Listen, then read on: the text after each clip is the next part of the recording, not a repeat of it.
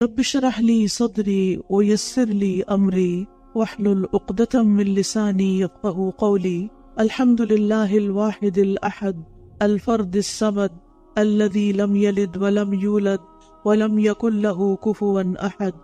لا إله إلا الله وحده لا شريك له في ملكه وسلطانه ولا مثل له في أسمائه وصفاته وبره وإحسانه. تمام قسم کی حمد اللہ کے لیے ہے جو واحد اور یکتا ہے، جو اکیلا اور بے نیاز ہے، جس نے نہ کسی کو جنم دیا نہ اس کو کسی نے جنم دیا، اور کوئی اس کی برابری کرنے والا نہیں ہے۔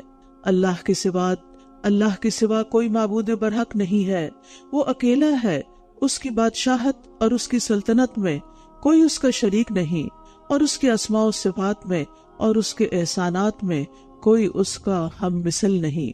5واں پارہ۔ اور شادی شدہ عورتیں بھی تم پر حرام ہیں سوائے ان کنیزوں کے جو تمہارے دائیں ہاتھ کی ملکیت میں ہو، یہ تم پر اللہ کا لکھا ہوا حکم ہے، اور ان کے علاوہ یعنی دیگر عورتیں تمہارے لیے حلال کی گئی ہیں بشرطے کہ تم اپنے مال یعنی مہر کے ذریعے انہیں حاصل کرو، پاک دامنی اختیار کرنے والے ہو نہ کہ بدکاری کرنے والے۔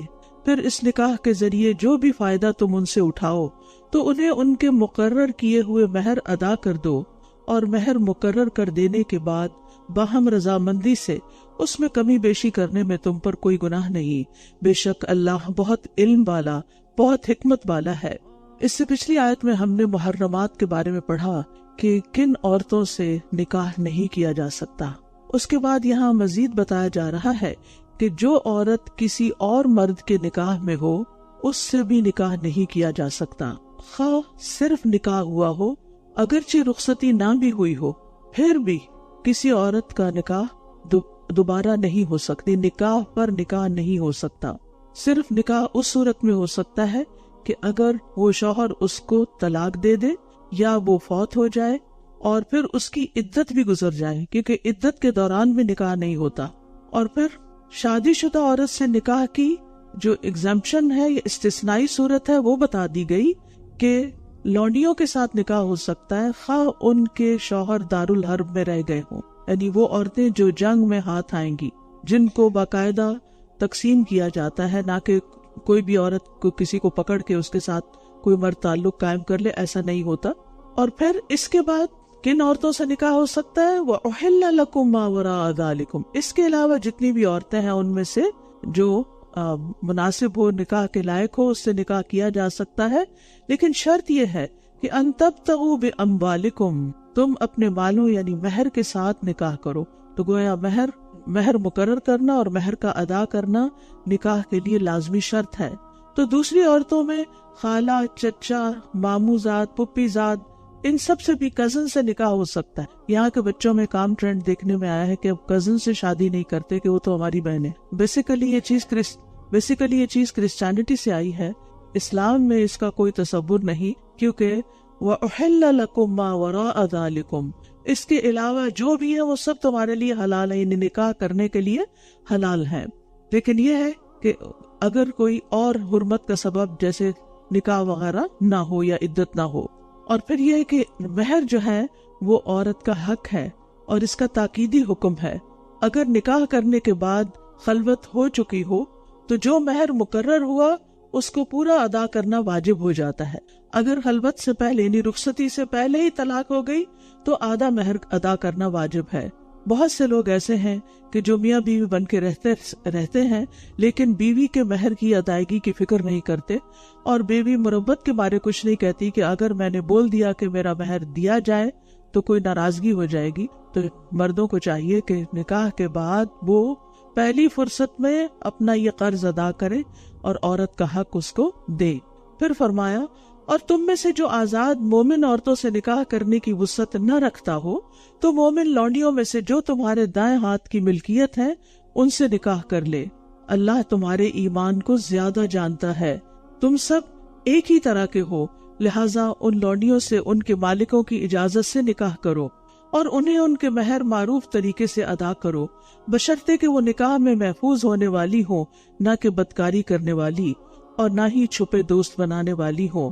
تو جب وہ نکاح میں لے آئی جائیں، پھر اگر وہ کسی بدکاری کا ارتکاب کریں یعنی زنا کا، تو انہیں پاک دامن عورتوں کے مقابلے میں آدھی سزا ہوگی۔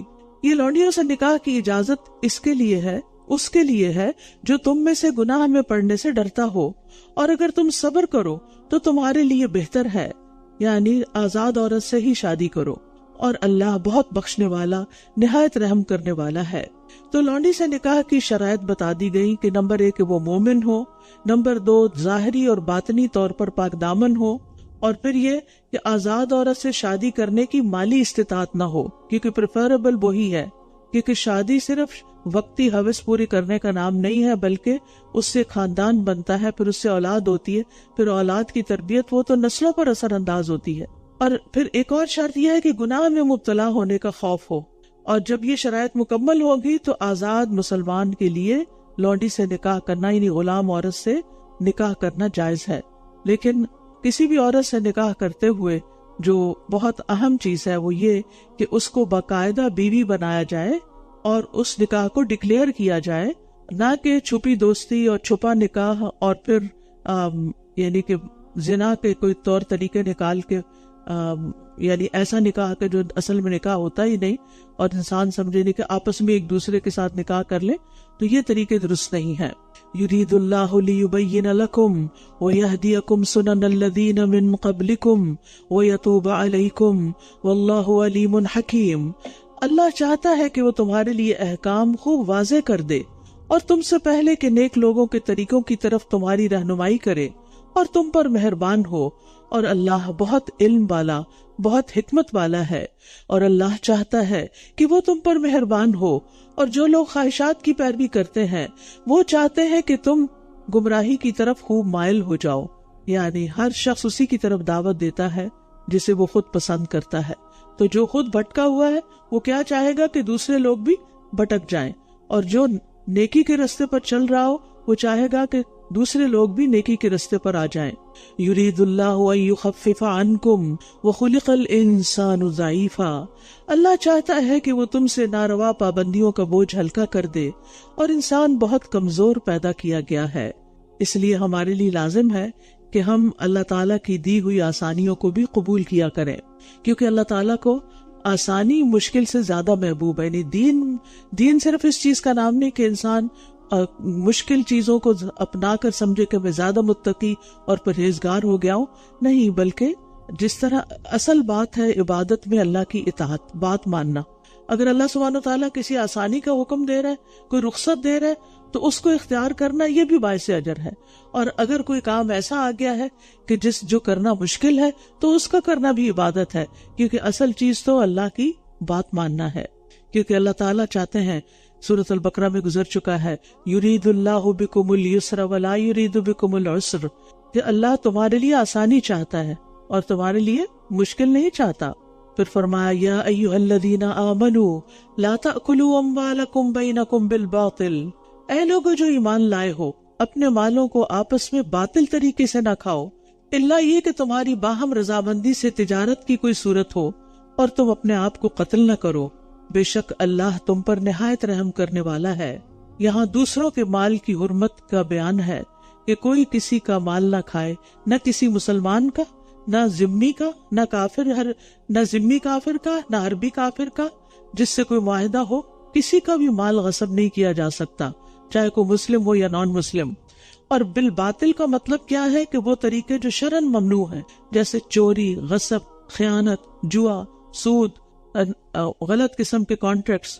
تو باطل طریقے سے مختلف طرح کی آمدنیاں ہوتی ہیں، جس میں کسی دوسرے کا مالی نقصان ہو، یعنی کسی کی اجازت کے بغیر اس کے مال کو غصب کر لینا۔ پھر اسی طرح سود کی ساری شکلیں، پھر اسی طرح ہر ایسا کام جس میں تھوڑی سی محنت سے بہت سارا مال حاصل ہو جائے، جیسے جوا، لاٹری، سٹہ بازی وغیرہ۔ اسی طرح قسمت کے سودے، پھر اسی طرح بچوں کے ایسے کھیل کہ جن پہ اگر نشانہ لگے تو اتنی قیمت اور نہ لگے تو اتنی۔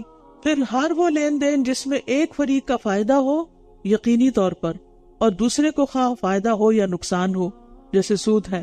اور اسی طرح دھوکہ دے کے کچھ کمائی کرنا، مثلاً کسی جانور کو بیچتے اس کا عیب چھپا دینا، جانور کا دودھ روک کر اس کو بیچنا، ناپ تول میں کمی کر جانا، دوسرے کو پھنسانے کے لیے بولی چڑھا دینا، تو ایسی چیزیں سب منع ہے۔ دوسری چیز جو اس آیت میں منع کی گئی ہے وہ ہے وَلَا تَقْتُلُوا أَنفُسَكُمْ، اور اپنے آپ کو قتل نہ کرو۔ اس کا ایک معنی تو یہ ہے کہ کسی مسلمان کو قتل نہ کرو، کیونکہ مسلمان آپس میں ایک جان کی طرح ہے۔ دوسرا ہے خودکشی نہ کرو، کیونکہ انسان کو یہ اختیار نہیں کہ وہ اپنی جان کا خود مالک بن جائے اور اس کے ساتھ جو چاہے کرے، اس کی اجازت نہیں۔ خودکشی گناہ کبیرہ ہے۔ حسن بصری کہتے ہیں کہ تم سے پہلے لوگوں میں سے کسی کو پھوڑا نکلا، جب اسے تکلیف زیادہ ہوئی تو اس نے اپنے ترکش سے ایک تیر نکالا اور پھوڑے کو چیر دیا، پھر اس سے خون بند نہ ہوا یہاں تک کہ وہ مر گیا۔ تب اللہ تعالیٰ نے فرمایا کہ میں نے اس پر جنت کو حرام کر دیا۔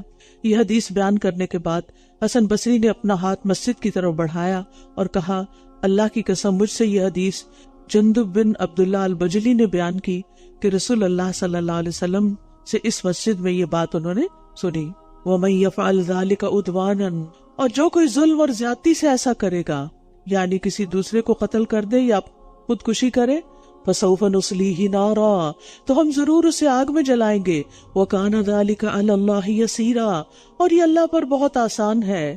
لہذا بہت ضروری ہے کہ بچپن سے ہی یہاں آپ اپنے بچوں کو بتائیں کہ خودکشی حرام ہے، کیونکہ چھوٹی چھوٹی بات پر غصے ہو کر، ناراض ہو کر وہ دھمکیاں دینے لگتے ہیں کہ ہم خودکشی کر لیں گے، یعنی کس کا کچھ نقصان ہوگا، خودکشی کرنے والے کا اپنا ہی نقصان ہے، لیکن انہیں پتہ نہیں کہ خودکشی کرنے کے بعد اس کا انجام کیا ہے۔ اور کہتے ہیں نا، اب تو کہتے ہیں کہ مر جائیں گے، مر جائیں گے، مر کے بھی چین نہ پایا تو کدھر جائیں گے۔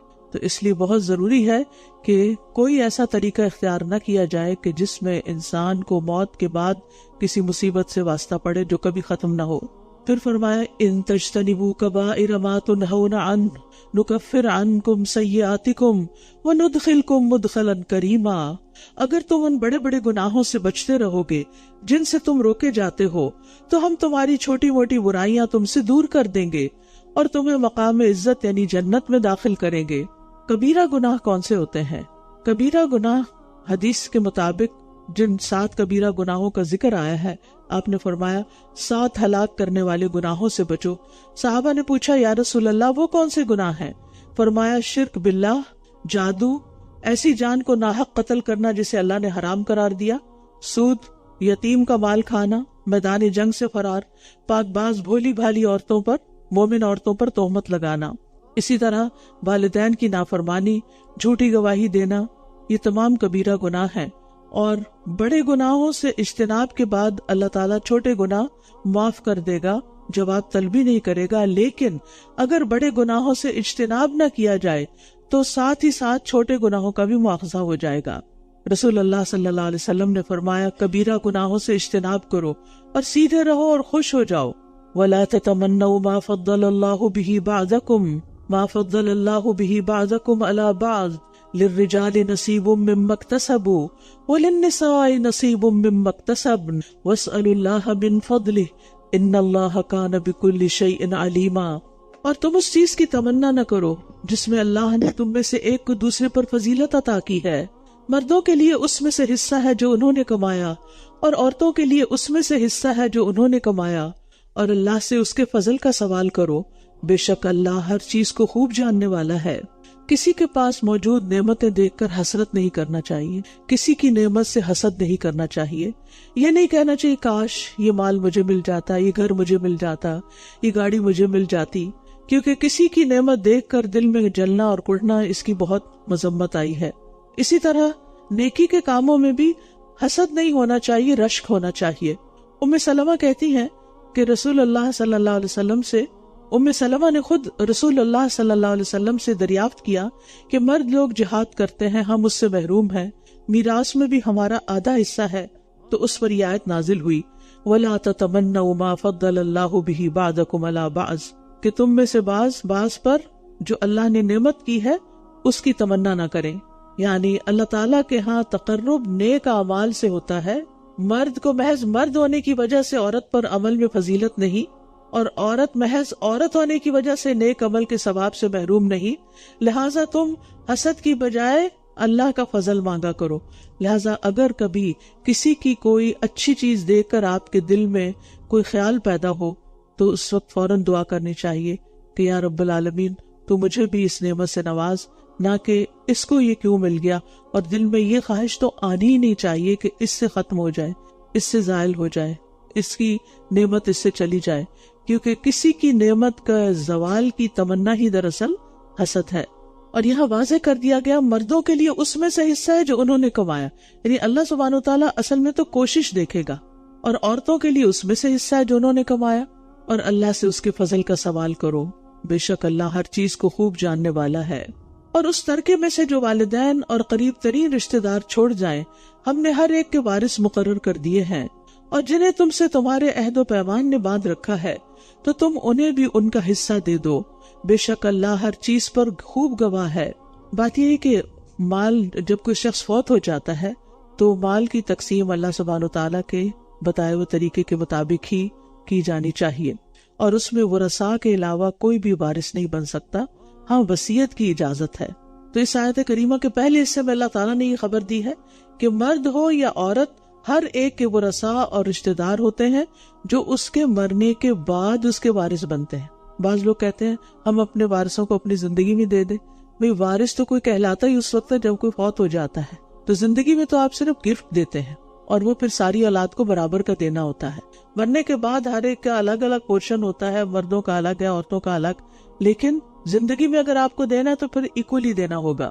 لیکن ایک نصیحت کرتی جاؤں کہ کبھی بھی اپنے ہاتھ کاٹ کے نہ رکھیں کہ اپنا سب کچھ بچوں کو زندگی میں دے کے خود ان کے محتاج بن جائیں اور پھر وہ جس طرح چاہیں آپ سے کھیلیں اور انتہائی بڑھاپے میں آپ کو کسی ہوم میں جا کے پھینک آئیں. تو یہ نہیں ہونا چاہیے.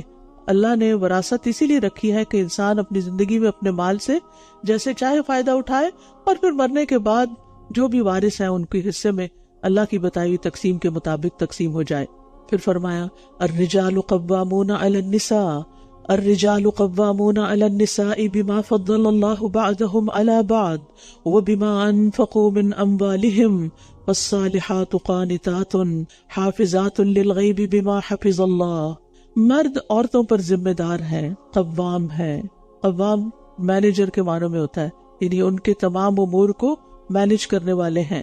اس وجہ سے یعنی ایک گھر کی چھوٹی سی ریاست میں مرد جو ہے ایک کنگ کی حیثیت رکھتا ہے اور عورت کوئین کی حیثیت رکھتی ہے. اور یہ کیوں؟ کیونکہ کوئی بھی آرگنائزیشن اپنے پراپر انتظامی امور کو طے کرنے کے بغیر نہیں چل سکتی. اس میں ہر ایک کو اس کا کام پتا ہونا چاہیے، اپنی ذمہ داری پتا ہونی چاہیے، اس کی جاب ڈسکرپشن اس کے پاس ہونی چاہیے، اور اس کے مطابق اس کو کام کرنا چاہیے. تو اللہ سبحانہ وتعالیٰ نے مردوں کو گھر کی اس چھوٹی سی ریاست میں قوام بنایا. فرمایا اس وجہ سے کہ اللہ نے ان میں سے ایک کو دوسرے پر فضیلت دے رکھی ہے، یعنی جسمانی قوت، بعض اوقات عقلی قوت، اور اس وجہ سے بھی کہ وہ اپنے مال خرچ کرتے ہیں. یعنی گھر چلانا عورت کی ذمہ داری نہیں ہے اسلام میں، یہ مرد کی ذمہ داری ہے. تو ظاہر ہے پھر جو مال لگائے گا قوام بھی وہی ہوگا. بس نیک عورتیں فرما بردار ہوتی ہیں. مرد قوام ہے تو عورتیں صالحات ہیں، قانتات ہیں، حافظات ہیں، اپنی عزت اور شوہر کے مال کی غیبانہ حفاظت کرنے والی ہیں، اس وجہ سے کہ اللہ نے ان کے حقوق کی حفاظت کی ہے. یعنی عورتوں کے اندر یہ صفات کیوں ہونے چاہیے؟ کیونکہ اللہ نے ان کی حفاظت کی ہے. اور وہ عورتیں جن کی سرکشی سے تم ڈرتے ہو، بس انہیں نصیحت کرو، اور نہ مانے تو بستروں میں انہیں علیحدہ کر دو، یعنی ناراض ہو جاؤ، کٹی کر لو، اور پھر بھی نہ مانے تو انہیں ہلکی سی مار مارو. پھر اگر وہ تمہاری اطاعت کرنے لگے تو ان پر زیادتی کا کوئی راستہ تلاش مت کرو، بے شک اللہ بہت بلند، بہت بڑا ہے. تو مرد جو ہے اللہ تعالیٰ نے ان کو قوام بنایا، سرپرست بنایا، منتظم بنایا، ان کے اوپر معاشی معاشرتی ذمہ داریاں ڈالی، کیونکہ اس کے اندر یہ صلاحیت ہے کہ وہ ان کو پورا کرے.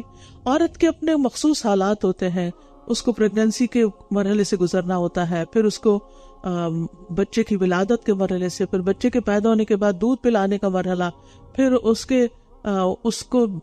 کی تربیت اور اس کو بڑا کرنے کا مرحلہ. یہ بہت بڑی ذمہ داری ہے. اب اگر عورت پر یہ ذمہ داری بھی اور اس کے ساتھ ساتھ اس کو کمانے کی ذمہ داری بھی دے دی جائے، اور گھر چلانے کی اور گھر کے سارے بل دینے کی اور ساری مینجمنٹ گھر کی، تو یہ اس کے ساتھ بہت بڑی زیادتی ہے. تو اللہ سبحانہ وتعالیٰ نے دونوں کے کام الگ الگ کر دیے، تقسیم کر دیے. اور ہر ایک کو اپنی ذمہ داری پوری کرنے پر انشاءاللہ اجر ملے گا. اور ویسے بھی آپ دیکھیں کہ یہاں مردوں کی جو قوت کا ذکر کیا گیا کہ جسمانی ساخت کے لحاظ سے عورتوں سے زیادہ مضبوط ہوتے ہیں. مشقت کے جتنے کام مرد کر سکتے ہیں عورتیں نہیں کر سکتی اپنی فزیکل کنڈیشنز کی وجہ سے.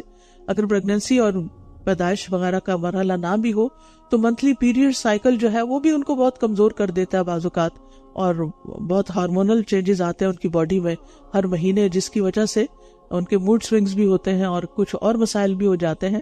تو ان ساری صورتوں میں پھر اس کے لیے کچھ کام کرنا, بہت سے کام کرنا مشکل بھی ہو جاتا ہے. تو اللہ سبحانہ وتعالیٰ نے مرد کو عورت پر نگران بنایا ہے. نبی صلی اللہ علیہ وسلم نے فرمایا تم میں سے ہر شخص نگران ہے اور ہر شخص سے اس کی رعیت کے بارے میں پوچھا جائے گا. بس امیر نگران ہے اور مرد اپنے گھر والوں پر نگران ہے. اور مرد عورت کی ضروریات زندگی پوری کرنے پر مامور ہے. اس کا کھانا پینا, لباس, اس کی صحت, تعلیم, جو بھی اس کی بنیادی ضروریات ہیں وہ سب پوری کرنا مرد کے ذمہ ہے. اور بیوی کی بہترین صفات کیا ہے؟ نبی صلی اللہ علیہ وسلم نے فرمایا بہترین بیوی وہ ہے جس کی طرف تم دیکھو تو تمہیں خوش کر دے. یعنی ایٹ لیسٹ ہسبینڈ کو دیکھ کے اسمائل ضرور کرنا چاہیے. ٹھیک ہے, یہ آپ کے بہترین بیوی ہونے کی علامت ہے. کیونکہ بہت سی خواتین اپنی دوستوں کے ساتھ, اپنے فرینڈز ادھر ادھر سب ہنستی کھیلتی مسکراتی آئے گی اور گھر آتے ہی موڈ آف ہو جائے گا, یا شوہر کے آتے ہوئے موڈ آف ہو جائے گا کہ اب کوئی کام کرنا ہوگا. فرمایا کہ اس کی طرف تم دیکھو تو وہ تمہیں خوش کر دے, یہ ہے سب سے اچھی بیوی. اور جب تم کسی بات کا حکم دو تو بجا لائے, یعنی جو کچھ کام کہو تو کر دے, اور تمہاری غیر موجودگی میں, تمہاری ایبسنس میں تمہارے مال اور اپنی ذات کی حفاظت کرے, یعنی اس میں خیانت نہ کرے. اور پھر بیوی کی اصلاح کے لیے مناسب رویہ اختیار کرنے کے لیے کہا گیا کہ اگر بیوی نشوز کا شکار ہو, نشوز کا مطلب ہوتا ہے اپنے آپ کو, یعنی شوہر کو کمتر سمجھنا, شوہر پر ایسا روب جتانا کہ جس سے وہ اس کو یعنی ذلیل کرنے کے معنوں میں آئے, یا کوئی بات مان کے نہ دینا, یا اس کا حق نہ دینا, اس کے ساتھ فزیکل ریلیشن شپ سے انکار کر دینا, یہ ساری چیزیں نشوز میں آتی ہیں. تو ایسی صورت میں پھر اللہ تعالیٰ نے 3 تدبیریں بتائی اصلاح کے لیے. ان اللہ کان علیا کبیرا, بے شک اللہ بہت بلند بہت بڑا ہے. یعنی عورتوں پر زیادتی کرنے والے مردوں کے لیے تنبیہ کی گئی ہے کہ اللہ العلی ہے, وہ اپنی ساری مخلوق سے بلند ہے, اور الکبیر ہے, بڑے بڑے بادشاہ بھی اس کے سامنے بالکل حقیر ہیں. اگر تم عورت پر زیادتی کرو گے تو پھر تم اس کی پکڑ سے بچ کے نہیں جا سکتے. اور اگر تمہیں ان دونوں کے درمیان شدید اختلاف کا ڈر ہو تو فیصلہ کرنے کے لیے ایک منصف اس مرد کے گھر والوں میں سے اور ایک منصف اس عورت کے گھر والوں میں سے مقرر کر لو. اگر وہ دونوں اصلاح کرنا چاہیں گے تو اللہ ان دونوں کے درمیان موافقت پیدا کر دے گا. بے شک اللہ خوب علم والا, خوب خبر رکھنے والا ہے. یعنی اگر میاں بیوی میں نفرت اور مخالفت شروع ہو جائے تو پھر دونوں کی اصلاح کرنا ضروری ہوتا ہے. پہلے صرف عورت کی طرف سے نشوز کا ذکر تھا, اب اگر دونوں طرف سے نفرت اور مخالفت کا سلسلہ چل پڑا ہے تو پھر دونوں کے خاندانوں میں سے ایک حاکم مقرر ہو, اور پھر یعنی سمجھدار لوگ, اور وہ اس کیس کو پوری طرح دیکھیں اور پھر کسی نتیجے پہ پہنچے, اور پھر آپس میں صلح کرانے کی کوشش کریں. لیکن اگر نہیں کرتے تو پھر الگ بھی کر سکتے ہیں. اور صلح کب ہوتی ہے؟ یرید اصلاحا, اگر وہ اصلاح چاہیں گے تو کیا ہوگا؟ یوفق اللہ بینہما, اللہ ان دونوں کے درمیان موافقت پیدا کر دے گا. ہسبینڈ وائف کے درمیان جو ریلیشن شپس ہوتے ہیں نا, وہ دن اور رات کی طرح ہوتے ہیں. نہ ہمیشہ دن ہوتا ہے اور کبھی نہ ہمیشہ رات ہوتی ہے. یعنی رات کے سخت اندھیرے کے بعد بھی دن سورج چمک جاتا ہے, اور پھر سورج نکل آتا ہے اور پورے اپنے عروج پہ پہنچ جاتا ہے اور خوب روشنی ہو جاتی ہے, اور انسان کو لگتا ہے کہ اب کبھی رات نہیں ہوگی, لیکن پھر آہستہ آہستہ آہستہ پھر ریلیشن شپ ڈاؤن ہونے لگتے ہیں اور کبھی پھر رات آ جاتی ہے. یہ سلسلے چلتے رہتے ہیں. اس سے گھبرانا نہیں چاہیے, پریشان نہیں ہونا چاہیے, اس کو نارمل لینا چاہیے, کیونکہ یہ انسانی نفسیات ہے, انسان ہے, ہم کمزور ہیں, کچھ چیزیں اچھی لگتی ہیں کچھ نہیں لگتی, پھر ایک دوسرے کی برداشت کرنی پڑتی ہیں. تو جو چیزیں اچھی لگتی ہیں اس پر انسان شکر گزار ہو, اور زبان سے بھی شکریہ ادا کرے اور اپنے جسر سے بھی شکریہ ادا کرے, کیونکہ ہمیں محسنین میں سے بننا ہے. یعنی یہ نہیں کہ کوئی اچھا کرے گا تو ہم اچھے کریں گے, نہیں. محسن وہ ہوتا ہے جس کے ساتھ اچھا نہ بھی ہو پھر بھی وہ اچھا کرتا ہے. ہو سکتا ہے آپ کی اچھائی دوسرے کو بھی اچھا بننے پہ مجبور کر دے. پھر فرمایا وَاعْبُدُوا اللَّهَ وَلَا تُشْرِكُوا بِهِ شَيْئًا وَبِالْوَالِدَيْنِ إِحْسَانًا وَبِذِي الْقُرْبَى وَالْيَتَامَى وَالْمَسَاكِينِ وَالْجَارِ ذِي الْقُرْبَى وَالْجَارِ الْجُنُبِ وَالصَّاحِبِ بِالْجَنبِ وَابْنِ السَّبِيلِ وَمَا مَلَكَتْ أَيْمَانُكُمْ إِنَّ اللَّهَ لَا يُحِبُّ مَنْ كَانَ مُخْتَالًا فَخُورًا۔ اور اللہ کی عبادت کرو اور اس کے ساتھ کسی بھی چیز کو شریک نہ ٹھہراؤ، اور والدین کے ساتھ احسان کرو، اور رشتہ داروں اور یتیموں اور مسکینوں اور رشتہ دار پڑوسی اور اجنبی پڑوسی اور پہلو کے ساتھی اور مسافر کے ساتھ بھی، اور ان کے ساتھ بھی جن کے مالک تمہارے دائیں ہاتھ ہیں، یعنی لوڈی غلام۔ بے شک اللہ کسی خود پسند بہت فخر کرنے والے سے محبت نہیں کرتا۔ بندوں پر اللہ کا حق کیا ہے کہ بندے اس کی عبادت کریں، کیونکہ اللہ نے بندوں کو پیدا ہی اس لیے کیا ہے کہ وہ اس کی عبادت کریں، اور عبادت بھی کیسی کہ اس کی عبادت میں کسی اور کو شریک نہ کریں۔ اللہ سبحانہ وتعالیٰ کا یہ سب سے بڑا حق ہے۔ اس کے بعد والدین کا درجہ آتا ہے، خالق کے بعد والدین کو درجہ دینا ہے۔ وہ سب لوگوں سے زیادہ شکر اور حسن سلوک کے حقدار ہیں، ان کے ساتھ اطاعت اور فرمانبرداری کا معاملہ کرنا چاہیے۔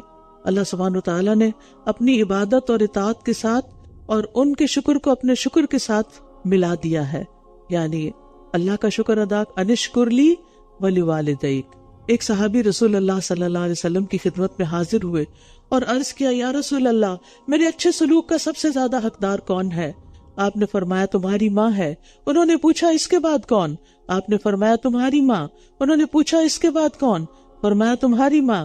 اس کے بعد انہوں نے جب دوبارہ پوچھا چوتھی دفعہ تو آپ نے فرمایا پھر تمہارا باپ۔ یعنی سب سے زیادہ اچھا سلوک اپنے والدین سے ہی کرنا چاہیے۔ ہم سب اس بارے میں ضرور سوچیں کہ کیا ہم سب سے زیادہ محبت اپنے والدین سے کرتے ہیں، سب سے زیادہ دعائیں ان کے لیے کرتے ہیں، ان کی زندگی میں سب سے زیادہ خیال ان کا رکھتے ہیں، ان کا دل خوش کرتے ہیں، ان کی خدمت کرتے ہیں، ان پر اپنا مال خرچ کرتے ہیں، اور ان کی زندگی کے بعد بھی، ان کے فوت ہونے کے بعد بھی سب سے زیادہ ان کو مس کرتے ہیں اور ان پر ان کی طرف سے صدقہ کرتے ہیں، یا ان کے ساتھ ہم کسی بھی طرح کا احسان کرتے ہیں یا نہیں۔ اگر نہیں کر رہے تو اپنے آپ کا جائزہ لے کر اپنے طرز عمل کو ریوائز کرنے کی ضرورت ہے اور اس معیار پر اپنے آپ کو لائیں۔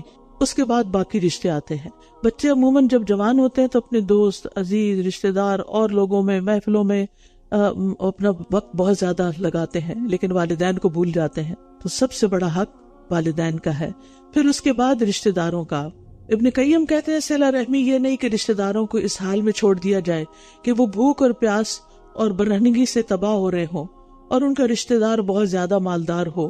صلہ رحمی واجب ہے، خواہ رشتہ دار نان مسلم ہی کیوں نہ ہو، اس کا دین اس کے ساتھ اور صلہ رحمی کرنے والے کا دین اس کے ساتھ۔ ہمارا دین ہمیں یہی سکھاتا ہے کہ ہر رشتے کو نبھانا ہے، اور رشتہ دار کو صدقہ دینے پر صلہ رحمی کا اجر بھی ملتا ہے اور صدقے کا اجر بھی ملتا ہے۔ اس کے بعد یتیموں اور مسکینوں کا خیال رکھنا۔ ایک آدمی نے رسول اللہ صلی اللہ علیہ وسلم سے اپنی سنگ دلی کی شکایت کی کہ میرا دل سخت ہے۔ آپ نے فرمایا اگر تم دل کو نرم کرنا چاہتے ہو تو مسکین کو کھانا کھلاؤ اور یتیم کے سر پر ہاتھ رکھو۔ پھر اس کے بعد ہمسایوں کی بات آئی، والجار ذی القربى والجار الجنب والصاحب بالجنب۔ قرابت والے ہمسائے، اس سے مراد رشتہ دار ہمسائے ہیں، یعنی وہ آپ کے نیبرز بھی ہیں اور آپ کے ریلیٹیوز بھی ہیں، اور اجنبی ہمسائے سے مراد غیر رشتہ دار ہمسائے، اور پہلو کے ساتھی سے مراد آپ کے ہم نشین، دوست، سفر کے ساتھی، آپ کا اسپاؤس، بیوی یا شوہر، وہ بھی آپ کے ساتھی ہیں، اور علم سیکھنے کے لیے آنے والے جو طالب علم ہیں وہ ایک دوسرے کے ساتھی ہیں۔ اسی طرح کہیں آپ کاروبار کرتے ہیں مشترکہ، یا آپ کے ساتھ اور لوگ کام کرتے ہیں یا جاب کرتے ہیں، تو جتنے لوگ بھی آپ کے ساتھ اٹھتے بیٹھتے ہیں وہ سب آپ کے ہم نشین ہیں، وہ صاحب بالجنب میں آتے ہیں۔ ان سب کے ساتھ احسان کا معاملہ کرنا چاہیے۔ اگر ہم ان سب باتوں پر عمل کریں تو دنیا کتنی خوبصورت ہو جائے، زندگی کتنی خوشگوار ہو جائے۔ نبی صلی اللہ علیہ وسلم نے فرمایا اللہ کی قسم وہ شخص مومن نہیں ہو سکتا۔ صحابہ نے پوچھا کون؟ فرمایا وہ شخص جس کی ایذار آسانیوں سے اس کا ہمسایہ بے خوف نہ ہو۔ رسول اللہ صلی اللہ علیہ وسلم نے فرمایا اچھا اخلاق اور اچھی ہمسائیگی شہروں کو آباد کرتی ہے اور عمر میں اضافے کا باعث بنتی ہے، ایسے لوگ لمبی عمر پاتے ہیں۔ پھر فرمایا وابن السبیل وما ملکت ایمانکم، مسافر اور مسافر سے مراد اکثر سلف کے نزدیک مہمان بھی ہیں۔ رسول اللہ صلی اللہ علیہ وسلم نے فرمایا جو شخص اللہ تعالیٰ اور یوم آخرت پر ایمان رکھتا ہے وہ اپنے مہمان کا اکرام کرے، عزت افزائی کرے، یہ ہمارے ایمان کا حصہ ہے۔ اور پھر لونڈی غلام، آج کل لونڈی غلام تو نہیں ہے، لیکن جو لوگ بھی ایسے ہوں کہ جن کو سرمٹس کے طور پہ رکھا گیا ہو، آیا کے طور پر، بیبی سٹر کے طور پر، اس طرح کہ جس طرح عموماً بیک ہوم آپ دیکھتے ہیں کہ لوگ اپنی ہیلپ کے لیے لوگوں کو آن پیمنٹ رکھ لیتے ہیں، تو ان کے ویجز اتنی نہیں ہوتی کہ وہ اپنی ساری ضروریات پوری کر سکیں، تو ان سے زیادہ کام لے کے کم تنخواہ نہیں دینی چاہیے کہ یہ بہت ہماری اسمارٹنیس ہے، ہم نے تو بس آپس میں لوگ ڈسکس کرتے ہیں تم اپنے ڈرائیور کو کتنا دیتے ہو، اتنا، ہم تو اتنا دیتے ہیں، تو گویا کم دینے والا زیادہ عقل مند ہوا۔ تو یہ انتہائی غلط رویہ ہے۔ یہ لوگ بھی احسان کے حقدار ہیں۔ ان اللہ لا يحب من کان مختالا فخورا، اللہ تعالیٰ کسی ایسے بندے سے محبت نہیں کرتا جو خود پسند، فخر کرنے والا ہو۔ فخر اور خود پسندی مسلمان کے اوصاف میں سے نہیں، اور اس چیز سے منع کیا گیا کہ کوئی کسی پر فخر کرے، اپنے آپ کو بڑا سمجھے، بوسٹ کرے، یا پھر کسی پر زیادتی کی جائے۔ اللہ تعالیٰ ایسے لوگوں کو پسند نہیں کرتا۔ اور کون لوگ ہیں جن کو اللہ پسند نہیں کرتا؟ الذین یبخلون ویأمرون الناس بالبخل، وہ لوگ جو بخل کرتے ہیں اور لوگوں کو بخل کرنے کا حکم دیتے ہیں، اور اللہ نے اپنے فضل سے جو کچھ انہیں عطا کیا ہے اسے چھپاتے ہیں، اور ہم نے ناشکری کرنے والوں کے لیے رسوا کن عذاب تیار کر رکھا ہے۔ بخل کا تعلق مالی اور قولی دونوں حقوق سے ہوتا ہے۔ بخل انسان کو مالی حقوق ادا کرنے سے روک دیتا ہے، جیسے زکوٰۃ ادا کرنا، صدقات دینا، مہمان نوازی کرنا، ہمسایوں کا خیال کرنا، جن کی کفالت بندے کے ذمہ ہے ان کو لک آفٹر نہ کرنا، اور یہ صفت قولی حقوق سے بھی روک دیتی ہے، جیسے نبی صلی اللہ علیہ وسلم پر درود نہ بھیجنا، سلام کا جواب نہ دینا، یہ بھی بخل میں ہے، یہ بخل میں شامل ہے۔ تو اللہ سبحانہ وتعالیٰ ایسے لوگوں کو پسند نہیں کرتا۔ اور پھر ایک اور چیز جو اللہ تعالیٰ کو پسند نہیں، کہ اللہ نے جو فضل ان پہ کر رکھا ہے اس کو وہ چھپاتے ہیں تاکہ کوئی اور ہم سے کچھ مانگ نہ بیٹھے۔ والذین ينفقون اموالهم رئاء الناس ولا يؤمنون باللہ ولا بالیوم الآخر، اور وہ لوگ جو اپنے مال لوگوں کو دکھانے کے لیے خرچ کرتے ہیں، اور وہ نہ اللہ پر ایمان رکھتے ہیں اور نہ ہی آخرت کے دن پر، اور جس کا ساتھی شیطان ہو جائے تو وہ کتنا برا ساتھی ہے۔ بخیلی کی مذمت کے بعد دکھلاوے کے لیے خرچ کرنے کی مذمت ہے، اور ایسے لوگوں کو شیطان کا ساتھی کہا گیا ہے۔ حدیث میں آتا ہے کہ 3 آدمیوں کو سب سے پہلے آگ میں جھونکا جائے گا، اور وہ ہے نمبر 1 ریاکار عالم، نمبر 2 ریاکار مجاہد، اور نمبر 3 ریاکار سخاوت کرنے والا سخی۔ شاہ عبد القادر لکھتے ہیں مال دینے میں بخل کرنا جیسے اللہ کے نزدیک برا ہے، ویسے ہی خلق کو دکھانے کے لیے دینا بھی برا ہے۔ ٹھیک ہے نا، یعنی بخل تو اللہ تعالیٰ کو پتا نا کہ کون کتنا کر رہا ہے، اور دکھاوا تو لوگوں کے سامنے ہوتا ہے، تو یہ دونوں صفات بری ہیں۔ قبول وہ ہے جو ان حقداروں کو دے جن کا پہلے ذکر ہو چکا، اور پھر اللہ کے یقین اور آخرت کی توقع سے دے۔ اور یہ یاد رکھیے کہ دکھاوا کرنا شرک اصغر ہے، اور ان کا کیا نقصان ہوتا اگر وہ اللہ اور آخرت کے دن پر ایمان لے آتے، اور جو رزق اللہ نے انہیں دیا اس میں سے خرچ کرتے، اور اللہ انہیں خوب جاننے والا ہے۔ یعنی ان کا کچھ نقصان نہیں ہوتا اگر یہ اللہ کے حکم کو مان لیتے اور دوسروں کے ساتھ احسان کا معاملہ کرتے۔ ان اللہ لا یظلم مثقال ذرۃ وان تک حسنۃ یضاعفها ویؤت من لدنہ اجرا عظیما، بے شک اللہ ذرہ برابر بھی ظلم نہیں کرتا، اور اگر کوئی نیکی ہو تو وہ اسے کئی گنا بڑھا دیتا ہے، اور اپنے پاس سے اجر عظیم عطا کرتا ہے۔ کتنی خوبصورت ہے یہ آیت۔ ذرے برابر بھی نیکی کریں گے تو ضائع نہیں ہوگی، اس کا بدلہ ملے گا، بشرطے کہ ریاکاری نہ ہو، خالص اللہ کی رضا کے لیے کی گئی ہو۔ اور اگر اللہ تعالیٰ نے فرمایا کہ اجر عظیمہ، تو اس سے آپ اندازہ لگائیں کہ اللہ تعالیٰ ہم پر کتنا مہربان ہے اور کتنی قدر کرنے والا ہے۔ تو نیکی کا بدلہ جو ہے نیکی کرنے والے کی حالت، اخلاص، محبت اور کمال کے مطابق ملتا ہے۔ لہٰذا کسی بھی نیکی اور کسی بھی گناہ کو حقیر نہ سمجھے۔ قیامت کے دن ذرہ برابر بھی نیکی لائی جائے گی، ترازو میں جو میزان ہے اس میں مثقال حبۃ من خردل اتینا بہا، وہاں لا کے رکھ دیا جائے گا۔ ایک رائی کا دانہ بھی آپ نے نیکی میں خرچ کیا ہے اس کو بھی تولا جائے گا، اور معمولی نیکی بھی انسان کو جنتی بنا سکتی ہے۔ رسول اللہ صلی اللہ علیہ وسلم نے فرمایا ایک آدمی ایک ایسے راستے سے گزرا کہ اس پر ایک خاردار شاخ تھی، وہ کہنے لگا اللہ کی قسم میں اس شاخ کو مسلمانوں کے راستے سے ہٹا دوں گا تاکہ یہ ان کو تکلیف نہ دے۔ اس شاخ کے ہٹانے کی وجہ سے وہ آدمی جنت میں داخل کر دیا گیا۔ چھوٹی سی نیکی لیکن دوسروں کی ہمدردی میں، ان کی خیر خواہی میں۔ کھجور کا ٹکڑا آگ سے بچا سکتا ہے۔ معمولی گناہوں سے بھی بچنا چاہیے کیونکہ وہ بھی بربادی کا باعث بن سکتے ہیں اکٹھے ہو کر۔ پھر فرمایا پھر کیا حال ہوگا جب ہم ہر امت میں سے ایک گواہ لائیں گے اور ہم آپ کو ان سب پر گواہ بنا لائیں گے۔ نبی صلی اللہ علیہ وسلم اس آیت کو سن کر آنسو بہاتے رہے۔ عبداللہ بن مسعود کہتے ہیں کہ نبی صلی اللہ علیہ وسلم نے مجھ سے فرمایا میرے سامنے قرآن کی تلاوت کرو۔ میں نے عرض کیا اللہ کے رسول میں آپ کو سناؤں؟ قرآن تو آپ ہی پر نازل ہوا ہے۔ آپ نے فرمایا میری خواہش ہے کہ میں اسے کسی دوسرے سے سنوں۔ تو میں نے سورۃ النساء کی قرات شروع کر دی۔ جب میں اس آیت پہ پہنچا تو میں نے اپنا سر اٹھایا، میرے پہلو میں موجود آدمی نے مجھے ٹھوکا دیا تو میں نے دیکھا کہ آپ کے آنسو بہ رہے ہیں۔ کیوں؟ اس لیے کہ آپ کو اپنی ذمہ داری کا احساس ہو رہا تھا۔ وَكَيْفَ إِذَا جِئْنَا مِن كُلِّ أُمَّةٍ بِشَهِيدٍ وَجِئْنَا بِكَ عَلَىٰ هَٰؤُلَاءِ شَهِيدًا، کہ قیامت کے دن آپ کو گواہی دینی ہوگی۔ قیامت کے دن امت مسلمہ کو بھی گواہی دینی ہوگی، لیکن ہمیں اپنی گواہی کی کبھی کوئی فکر لاحق نہیں ہوئی کہ ہم اس وقت کیا دیں گے۔ اس روز وہ لوگ جنہوں نے کفر کیا اور رسول کی نافرمانی کی، وہ چاہیں گے کاش ان پر زمین برابر کر دی جائے اور وہ اللہ سے کوئی بات چھپا نہ سکیں گے۔ اس دن سب لوگ حسرت کر رہے ہوں گے اور چاہیں گے کہ ان کے کالے نامہ اعمال جو ہے وہ چھپا دیے جائے، لیکن کچھ بھی چھپ نہ سکے گا۔ پھر فرمایا اے لوگو جو ایمان لائے ہو، نشے کی حالت میں نماز کے قریب نہ جاؤ جب تک جو تم کہہ رہے ہو اسے سمجھنے نہ لگو، اور نہ ہی حالت جنابت میں نماز پڑھو یہاں تک کہ غسل کر لو، مگر یہ کہ راستہ عبور کرنے والے ہو۔ اور اگر تم بیمار ہو یا سفر میں ہو یا تم میں سے کوئی قضائے حاجت کی جگہ سے آیا ہو یا تم نے عورتوں کو چھوا ہو یعنی صحبت کی ہو، پھر تم پانی نہ پاؤ تو پاک مٹی سے تیمم کر لو، بس اپنے چہروں اور اپنے ہاتھوں کا مسح کرو، بے شک اللہ بہت معاف کرنے والا بہت بخشنے والا ہے۔ اس سے پتہ چلتا ہے کہ نماز میں حضور قلبی کتنی ضروری ہے۔ نشے کی حالت میں، نیند کی حالت میں، سخت بھوک کی حالت میں، کوئی حاجت ہو رہی ہو پیشاب وغیرہ کی، اس حالت میں نماز نہیں پڑھنی چاہیے، کیونکہ اس میں انسان کا سارا دھیان اس طرف ہوتا ہے، اللہ کی طرف نہیں ہوتا۔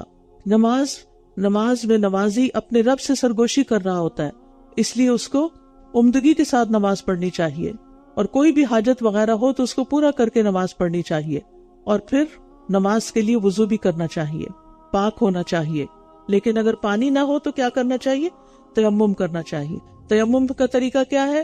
ہاتھوں کو صاف مٹی کے اوپر پھیر کے اس کو صاف ہونی چاہیے مٹی۔ آج کل وہ بنے ہوئے وہ پیڈ سے بھی ملتے ہیں جن کے اندر مٹی بھری ہوتی ہے، اور ان کے اوپر انسان ہاتھ مار لے تب بھی تیمم ہو جاتے، کیونکہ ہاتھ کو مٹی لگ جاتی ہے۔ اور پھر اس کے بعد اپنے اس میں پھونک ماری جائے اور چہرے اور ہاتھوں پر پھیر لیا جائے۔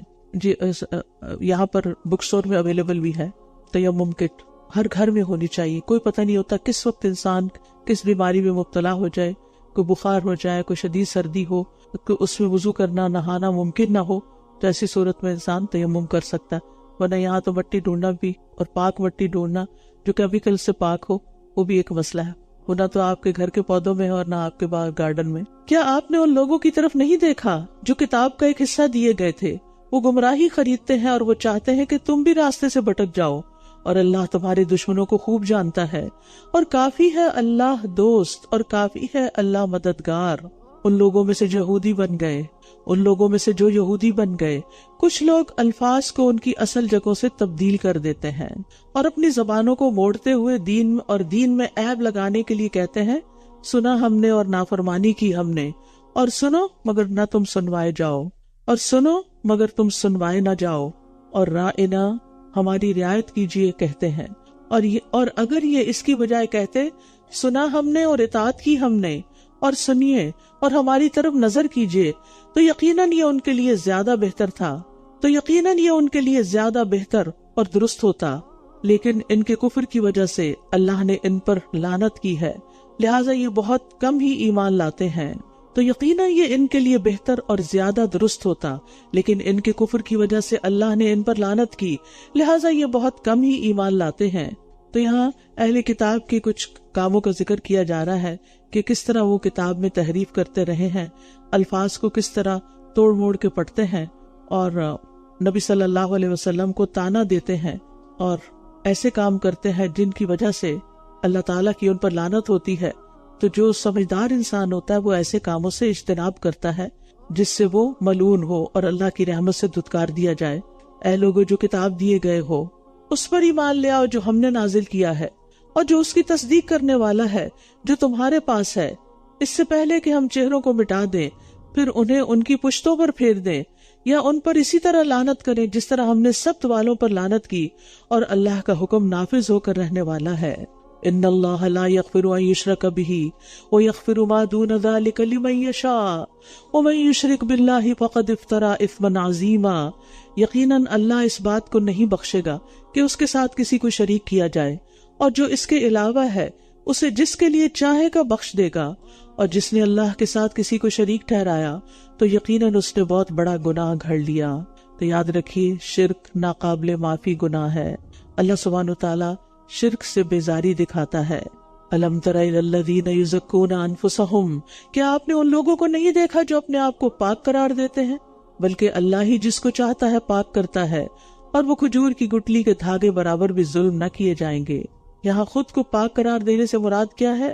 اس طریقے پر پاک قرار دینا جس پر انسان کی مذمت کی جاتی ہے، یعنی اپنے عمل کے ذریعے اپنے رب پر احسان کرے، اپنی تعریف کرے، گویا کہ وہ اللہ پر احسان کر رہا ہے کوئی نیکی اور عبادت کر کے، کہ میں نے نماز پڑھی، میں نے صدقہ بھی کیا، میں نے روزہ رکھا، میں نے حج کیا، میں نے جہاد کیا۔ یہ سارے بول کے ہیں اپنے آپ کو پاک قرار دینے کے مترادف۔ اور تو ہمیں نیکی کرنے کے بعد اس کا بہت ذکر نہیں کرنا چاہیے، اور خاص طور پر محفلوں میں بیٹھ کر اپنی نیکیوں کی داستانیں نہیں سنانی چاہیے۔ تو انسان کے لیے جائز نہیں کہ وہ خود کو گناہوں سے پاک قرار دے، بلکہ انسان کو ہمیشہ یہ احساس ہونا چاہیے کہ میرے بہت سے گناہ ہیں اور میں اللہ تعالیٰ سے معافی کی درخواست کرتی ہوں۔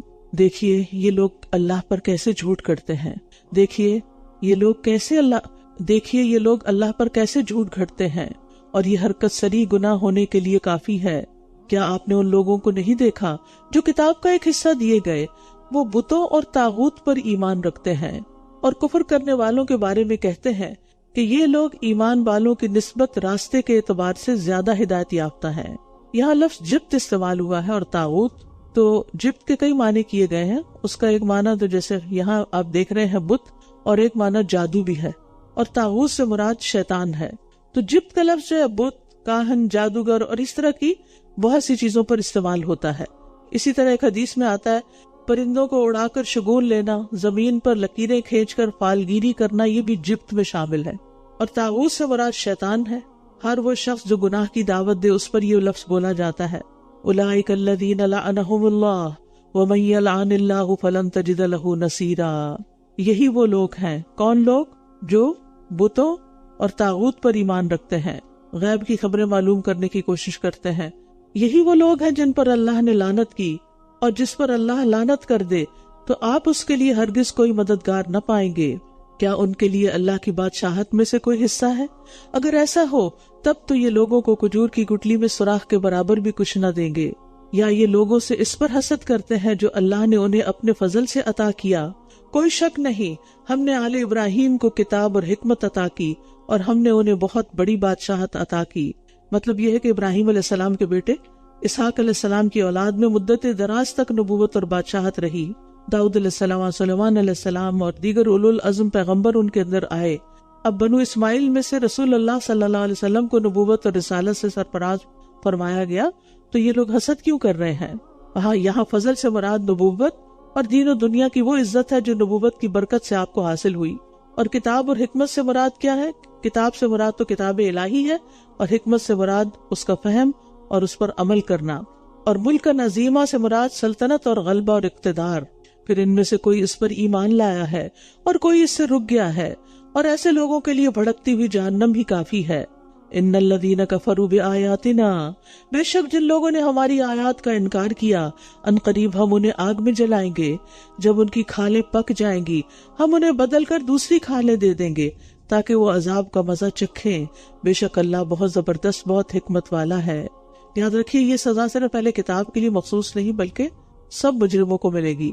اور یہاں جہنمیوں کے عذاب کی شدت کا بیان ہے کہ کس طرح تیز آگ ان کی اوپر کی اسکن کو تو جلا ڈالے گی. اور آپ کو معلوم ہے کہ اسکن کی کئی لیئرز ہوتی ہیں جن میں سے اوپر کی اسکن جو ہے وہ محسوسات رکھتی ہے اپنے اندر, اور اگر اوپر کی جل کے بالکل جل بن جائے تو پھر اگر اس کے نیچے گوشت تک آگ جاتی تو اس کو وہ اتنی انٹینسٹی فیل نہیں ہوتی جلنے کی. لہٰذا یہاں پر آپ دیکھیے کہ 1400 سال پہلے نبی صلی اللہ علیہ وسلم پر جو قرآن اترا اس میں بتا دیا گیا کہ ان کی کھالیں بار بار بدلی جائیں گی تاکہ وہ زیادہ سزا کا مزہ چکھے. اور پھر یہ کہ آگ میں جلنے کے بعد کافر کی جہنم میں جسامت بہت بڑی ہو جائے گی. نبی صلی اللہ علیہ وسلم نے فرمایا کافر کے دونوں کندھوں کا درمیانی فاصلہ اتنا ہوگا جتنا تیز رفتار چلنے والے مسافر کی 3 دن کی مسافت ہوتی ہے. ایک اور حدیث میں آتا ہے قیامت کے دن کافر کی ایک ڈاڑھ احد پہاڑ کے برابر ہوگی اور اس کی کھال کی چوڑائی 70 گز ہوگی تاکہ وہ خوب جلے, اور اس کی ران برقان پہاڑ کے برابر ہوگی, اور جہنم میں اس کے بیٹھنے کی جگہ میرے اور ربضہ کے درمیانی فاصلے یعنی جل جل کے اتنا موٹا ہو جائے گا اور اتنا بڑا ہو جائے گا, اور پھر جتنا بڑا جسم ہوتا ہے اتنی زیادہ سزا محسوس ہوتی ہے. تو یہ اس کا ذکر کیا گیا یہاں. اس کے برعکس اور جو لوگ ایمان لائے اور انہوں نے نیک عمل کیے, ان قریب ہم انہیں ایسے باغات میں داخل کریں گے جن کے نیچے نہریں بہتی ہیں, وہ ان میں ہمیشہ ہمیشہ رہیں گے. وہاں ان کے لیے انتہائی پاکیزہ بیویاں ہوں گی اور ہم انہیں گھنے سائے میں داخل کریں گے. جنت میں لمبے لمبے سائے ہوں گے. ایک درخت اتنا بڑا ہوگا کہ سوار اس کے سائے میں 100 سال تک چلے پھر بھی سایہ ختم نہ ہوگا. پھر فرمایا ان اللہ یأمرکم ان تؤدوا الامانات الی اہلہا, بے شک اللہ تمہیں حکم دیتا ہے کہ تم امانتیں ان کے اہل کے سپرد کرو, اور جب تم لوگوں کے درمیان فیصلہ کرو تو عدل و انصاف کے ساتھ کرو. بے شک اللہ تمہیں بہت ہی عمدہ نصیحت کر رہا ہے. بے شک اللہ خوب سننے والا خوب دیکھنے والا ہے. ہر وہ چیز جس پر انسان کو امین بنایا جائے اور اس کے انتظام کی ذمہ داری اس کے سپرد کی جائے, وہ قول ہو یا عمل ہو یا سامان ہو, وہ سب امانت ہوتے ہیں. تو امانتوں کو ان کے اہل کے سپرد کرنا چاہیے, نہیں جس کی وہ چیز ہو اسی تک جانی چاہیے. نبی صلی اللہ علیہ وسلم نے فرمایا مجھے اپنی طرف سے 6 چیزوں کی ضمانت دو, میں تمہیں جنت کی ضمانت دیتا ہوں, جن میں سے ایک چیز کہ جب امین بنایا جائے تو امانت کا حق ادا کرو. اے لوگو جو ایمان لائے ہو, اللہ کی اطاعت کرو اور رسول کی اطاعت کرو اور ان کی جو تم میں سے صاحب اختیار ہیں. پھر اگر تمہارے مابین کسی چیز میں اختلاف ہو جائے تو اسے اللہ اور رسول کی طرف پھیر دو, اگر تم اللہ اور یوم آخرت پر ایمان رکھتے ہو. یہ بہت بہتر ہے اور انجام کے اعتبار سے زیادہ اچھا بھی ہے. تو یہاں رعایا کو احکامات دیے جا رہے ہیں کہ وہ حکام اور امراء کی اطاعت کریں اللہ اور رسول کی اطاعت کے بعد. یہ چاہے فوج کے افراد ہوں یا عام لوگ ہوں, انہیں اپنے رسول کی اور اپنے حکام کی جو ان سے بڑے ہیں باس ہیں ان کی اطاعت کا حکم دیا گیا ہے. الا یہ کہ وہ حکام جو ہیں وہ حکام اللہ کی نافرمانی کا حکم دیں, پھر ان کی بات نہیں مانی جائے گی. اطاعت صرف معروف کاموں میں ہوتی ہے. انما الطاعۃ فی المعروف. تو ہر مسلمان کے لیے لازم ہے کہ وہ ہر کام میں خواہ اسے پسند ہو یا ناپسند سمع و اطاعت بجا لائے, بشرطے کہ اسے کسی معصیت کا حکم نہ دیا گیا ہو, گناہ کا حکم نہ دیا جائے. اور اگر اسے کسی معصیت کے کام کا حکم دیا گیا ہو تو اس میں سمع و اطاعت نہیں ہے, پھر اطاعت نہیں کی جائے گی. امیر اگر سخت مزاج بھی ہو پھر بھی اس کی بات ماننی چاہیے. پھر فرمایا کیا آپ نے ان لوگوں کو نہیں دیکھا جو دعویٰ تو کرتے ہیں کہ وہ اس پر ایمان لائے ہیں جو آپ پر اتارا گیا اور جو آپ سے پہلے اتارا گیا تھا, مگر وہ چاہتے یہ ہے کہ آپس کے فیصلے طاغوت کی طرف لے جائیں, جبکہ بلا شبہ وہ حکم دیے گئے تھے کہ وہ اس کا انکار کر دیں, اور شیطان تو یہی چاہتا ہے کہ انہیں بھٹکا کر دور کی گمراہی میں پھینک دے. اور جب ان سے کہا جاتا ہے کہ آؤ تم اس کی طرف جو اللہ نے نازل کیا اور آؤ رسول کی طرف, تو آپ منافقوں کو دیکھتے ہیں کہ وہ آپ کی طرف آنے سے ہی رک جاتے ہیں, آتے ہی نہیں. یعنی منافق اطاعت کی بجائے نافرمانی کرتے ہیں, آپ کے فیصلوں پر راضی ہی نہیں ہوتے. اس کے برعکس صحابہ ہر چیز سے بڑھ کر رسول اللہ صلی اللہ علیہ وسلم کی اطاعت کرتے تھے. ان کو جب کوئی معاملہ پیش آتا تو صرف ایک مرتبہ حکم کی ضرورت پیش آتی تھی اور فوراً ہی صحابہ اس بات کو پورا کر دیتے تھے. ابو جریح جابر بن سلیم کہتے ہیں میں نے ایک شخص کو دیکھا کہ لوگ اس کی بات خوب سنتے ہیں اور مانتے ہیں, جو بھی کہتا فوراً قبول کر لیتے ہیں. میں نے پوچھا یہ کون ہے؟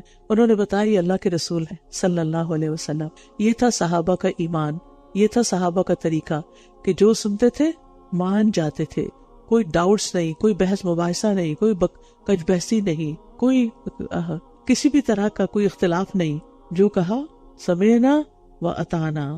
پھر کیا ہوتا ہے اس وقت جب ان کے ہاتھوں کی کمائی کی وجہ سے انہیں کوئی مصیبت پہنچتی ہے، پھر یہ اللہ کی قسمیں کھاتے ہوئے آپ کے پاس آ جاتے ہیں کہ ہم نے تو صرف بھلائی اور موافقت پیدا کرنے کا ارادہ کیا تھا.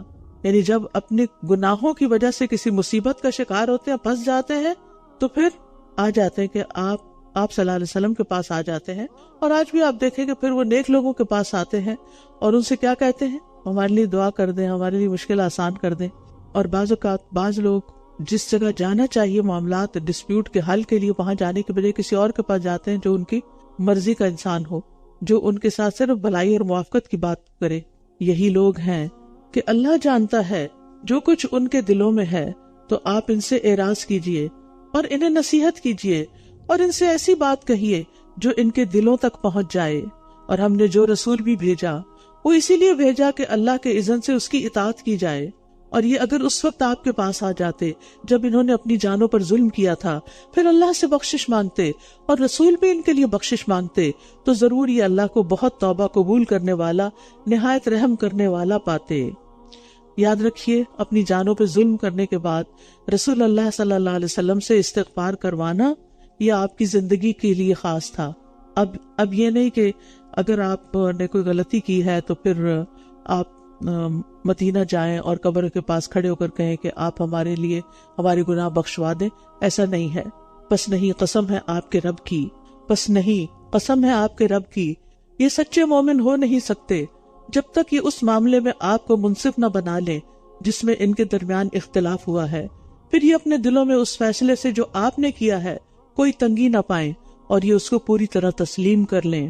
یہاں مومن ہونے کی 3 شرطیں بتائی گئی ہیں کہ جھگڑے کا فیصلہ آپ کے پاس لے کے جایا جائے، آپ کے فیصلے پر کوئی تنگی محسوس نہ کی جائے، اور پھر صاف اعلان کر کے، تیسری بات، صاف اعلان کر کے اس فیصلے کو تسلیم کرتے ہوئے اس پر عمل کیا جائے، اور آپ کی وفات کے بعد قرآن و سنت سے فیصلہ طلب کیا جائے. مومن کی یہ شان نہیں کہ اللہ اور اس کے رسول کے فیصلے سے منہ موڑے یا آپ کے حکم کے آگے کچھ اور بولے.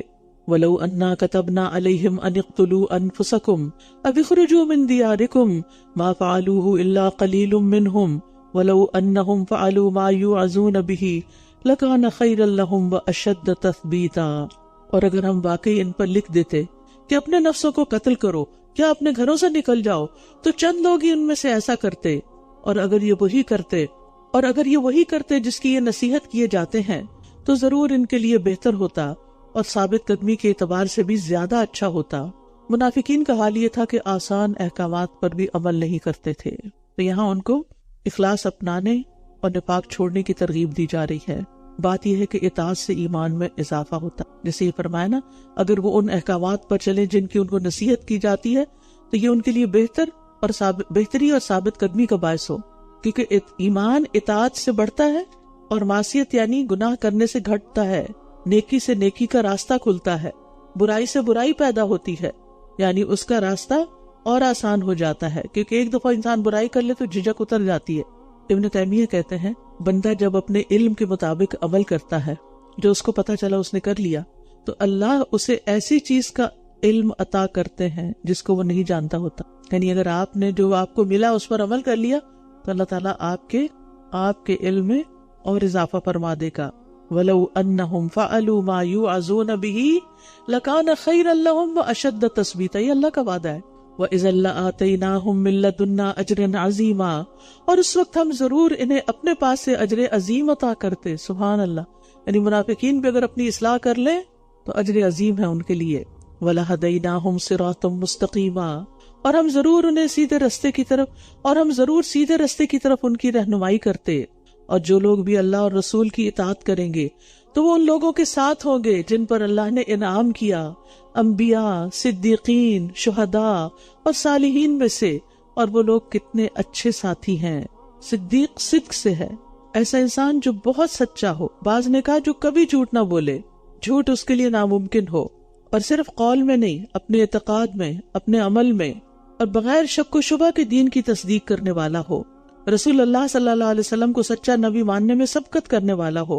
اور شہداء، شہید کی جمع اس سے مراد وہ لوگ ہیں جنہوں نے اللہ کے راستے میں جان دی. اور دوسرے علماء جو حق کی گواہی دیتے ہیں. اور صالحین سے مراد وہ لوگ ہیں جو ہر طرح عقیدہ اور عمل کے اعتبار سے صالح اور درست رہے اور ہر قسم کے فساد سے محفوظ رہے. تو یہ اللہ اور رسول کی اطاعت کا انعام ہے کہ انسان آخرت میں ان اعلیٰ ترین ہستیوں کے ساتھ ہوگا۔ صحابہ کو دنیا میں بھی نبی صلی اللہ علیہ وسلم کے ساتھ رہنے کا بہت شوق تھا کہ آپ کے ساتھ رہیں۔ ایک موقع پر آپ صلی اللہ علیہ وسلم نے ربیعہ بن کعب اسلمی سے کہا کہ کچھ مانگ لو۔ میں نے عرض کی میں آپ سے جنت میں آپ کا ساتھ چاہتا ہوں۔ آپ نے فرمایا کوئی اور سوال؟ میں نے عرض کیا وہ بھی یہی ہے۔ اس پر آپ نے فرمایا پھر سجدوں کی کثرت کے ساتھ اپنے بارے میں میری مدد کرو، یعنی اگر تم میرے ساتھ جانا چاہتے ہو تو پھر خوب خوب سجدے کیا کرو، فرائض کے علاوہ نوافل بھی ادا کیا کرو۔ تو صحابہ کو کتنا شوق تھا کہ آپ کے ساتھ رہیں، دنیا میں بھی اور آخرت میں بھی۔ ذالک الفضل من اللہ وکفی باللہ علیما، یہ فضل اللہ کی طرف سے، جس کو چاہے یہ فضل عطا کر دے۔ صحابہ خوش قسمت تھے کہ ان کو نبی صلی اللہ علیہ وسلم کی صحبت ملی، اور خوش قسمت ہے وہ جو قیامت کے دن بھی پھر صحبت پائیں گے۔ اور کافی ہے اللہ سب کچھ جاننے والا۔ اے لوگو جو ایمان لائے ہو، اپنا بچاؤ اختیار کرو، پھر خواہ جنگ کے لیے چھوٹے دستوں میں نکلو یا سب اکٹھے ہو کر نکلو، دونوں طرح ٹھیک ہے۔ پھر چھوٹے دستوں میں نکلو یا سب اکٹھے ہو کر نکلو، اور بے شک تم میں سے کوئی ایسا بھی ہے جو نکلنے میں ضرور دیر لگاتا ہے۔ پھر اگر تمہیں کوئی مصیبت آ پہنچے تو کہتا ہے اللہ نے مجھ پر بڑا انعام کیا کہ میں ان کے ساتھ موجود نہ تھا۔ تو خیر کے کاموں میں منافقین سستی کرتے ہیں، اور جب پیچھے رہ جاتے ہیں تو اس پیچھے رہنے پر بھی خوش ہوتے ہیں۔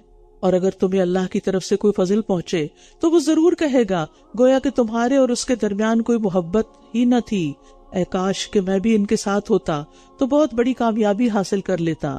یہ ہے منافقت، اچھے وقت کا ساتھی اور تکلیف کے وقت میں ساتھ چھوڑ جاتا ہے، قربانی کے وقت میں پیچھے ہٹ جاتا ہے۔ بس وہ لوگ جو دنیا کی زندگی آخرت کے بدلے بیچ دیتے ہیں، انہیں اللہ کی راہ میں لڑنا چاہیے، اور جو اللہ کے راستے میں لڑے پھر وہ قتل کر دیا جائے یا غالب آ جائے تو ان قریب ہم اسے اجر عظیم عطا کریں گے۔ تو اللہ کے راستے میں نکلنے والے کے لیے اللہ کی ضمانت ہے۔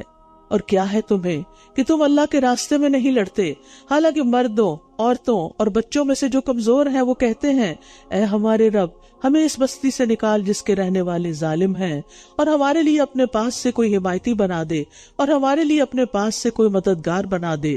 مکہ میں بہت سے ایسے لوگ رہ گئے تھے جو آپ کے ساتھ ہجرت نہیں کر سکے تھے، ان کے رشتہ دار ان پر تشدد کرنے لگے تھے تاکہ انہیں اسلام سے پھیر کر پھر کافر بنا لیں۔ تو اس پر یہ آیت آئی، وہ لوگ جو ایمان لائے اور وہ اللہ کے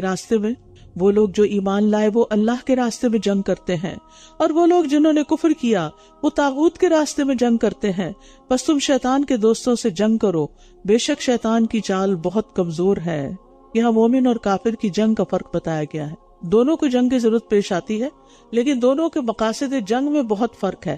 مومن اللہ کے لیے لڑتا ہے، محض دنیا حاصل کرنے کے لیے نہیں، جبکہ کافر کا مقصد یہی دنیا اور اس کے مفادات ہوتے ہیں۔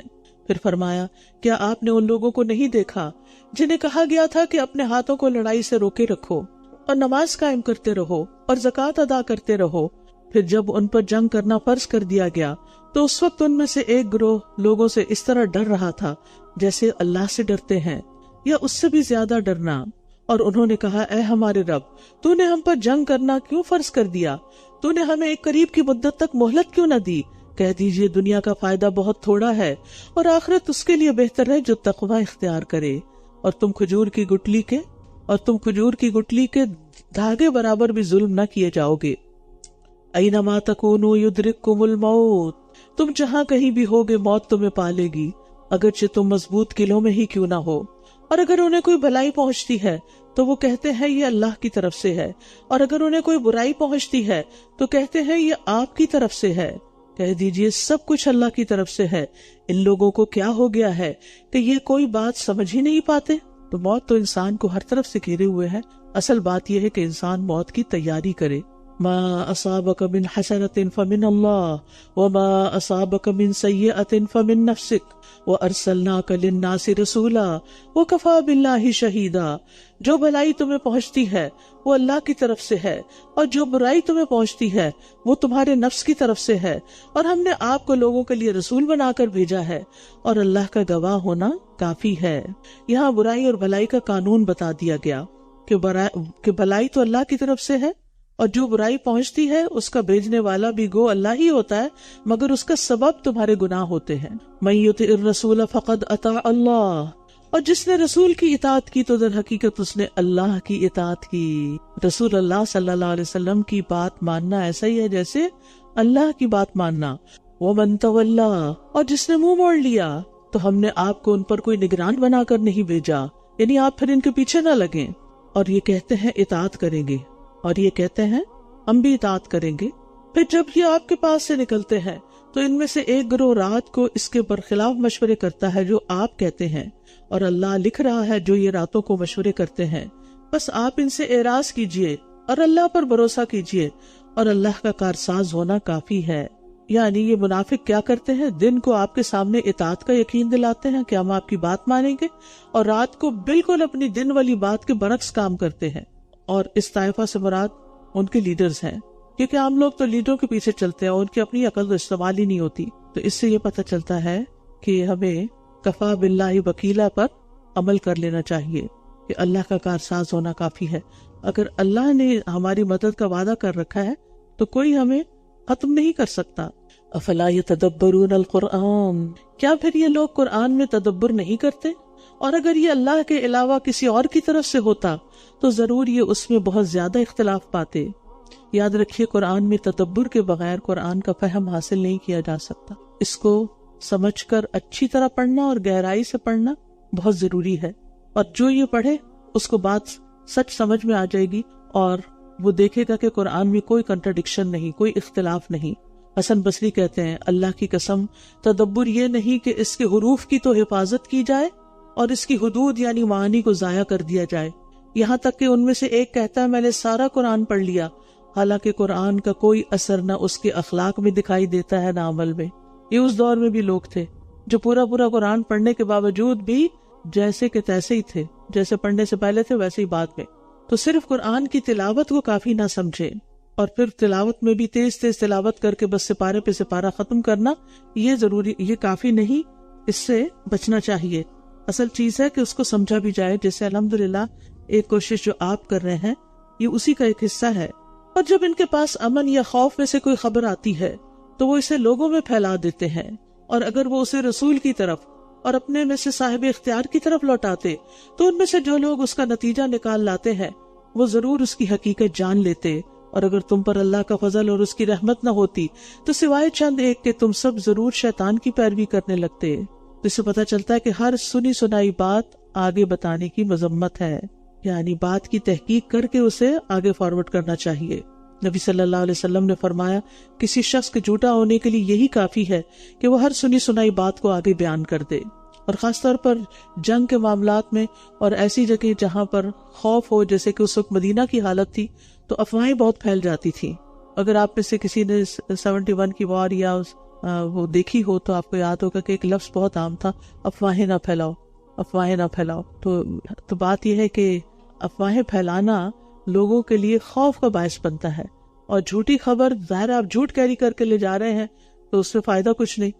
مقصد صرف یہ نہیں ہونا چاہیے کہ انسان دوسروں کو حیران کر دے یا پریشان کر کے لذت لے. بس آپ اللہ کے راستے میں جنگ کیجئے، آپ صرف اپنی جان کے مکلف بنائے گئے ہیں، اور مومنوں کو لڑائی پر ابھارتے رہیے. امید ہے کہ اللہ کافروں کی جنگ کو روک دے. اللہ بہت زور والا اور عبرتناک سزا دینے میں بہت سخت ہے. جو کوئی اچھی سفارش کرے گا اس کے لیے اس میں سے ایک حصہ ہوگا، اور جو کوئی بری سفارش کرے گا اس کے لیے بھی اس میں سے ایک حصہ ہوگا، اور اللہ ہر چیز پر نگہبان ہے. اور اچھی سفارش سے مراد لوگوں کے درمیان صلح کرانا، اور بری سفارش ان کے درمیان چغل خوری کر کے ان کے تعلقات خراب کرنا. نبی صلی اللہ علیہ وسلم کے پاس جب کوئی سوالی آتا یا آپ سے کسی چیز کا سوال کیا جاتا تو آپ صحابہ سے فرماتے تم بھی سفارش کرو تاکہ اس کا تمہیں بھی ثواب ملے. یعنی دینا تو میں نے ہے جو دینا ہے، لیکن اگر تم سفارش کرو گے تو تمہارا بھی حصہ بڑھ جائے گا. الدال علی الخیر کفاعلہ، اور اللہ جو چاہتا ہے اسے نبی کی زبان سے جاری کرا دیتا ہے یا فیصلہ کرا دیتا ہے. لیکن یاد رکھیے کہ چور وغیرہ کی سفارش نہیں کرنی چاہیے، کیونکہ وہ پھر باہر نکل کے چوریاں کرے گا.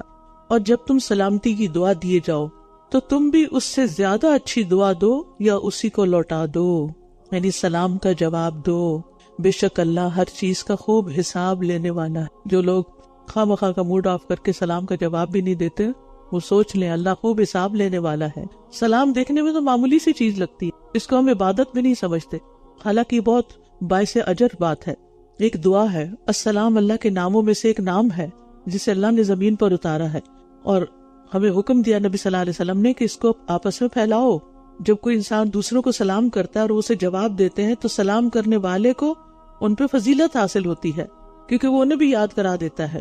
اور اگر وہ جواب نہ دے تو ایسے بندے جواب دیتے ہیں جو ان سے بہتر اور زیادہ پاکیزہ ہیں، فرشتے جواب دیتے ہیں. اس لیے آپ اس سے نہ گھبرائیں کہ اس نے جواب نہیں دینا تو میں نے سلام بھی نہیں کرنا. آپ کرتے رہے، آتے جاتے سلام کرتے رہے. جو ناراض ہے کسی دن راضی بھی ہو جائے گا. اور یہ آپس میں محبت بڑھانے کا ذریعہ ہے. رسول اللہ صلی اللہ علیہ وسلم نے فرمایا، تم جنت میں داخل نہیں ہو سکو گے جب تک ایمان نہ لاؤ، اور تم ایمان نہیں لا سکتے جب تک آپس میں محبت نہ کرو.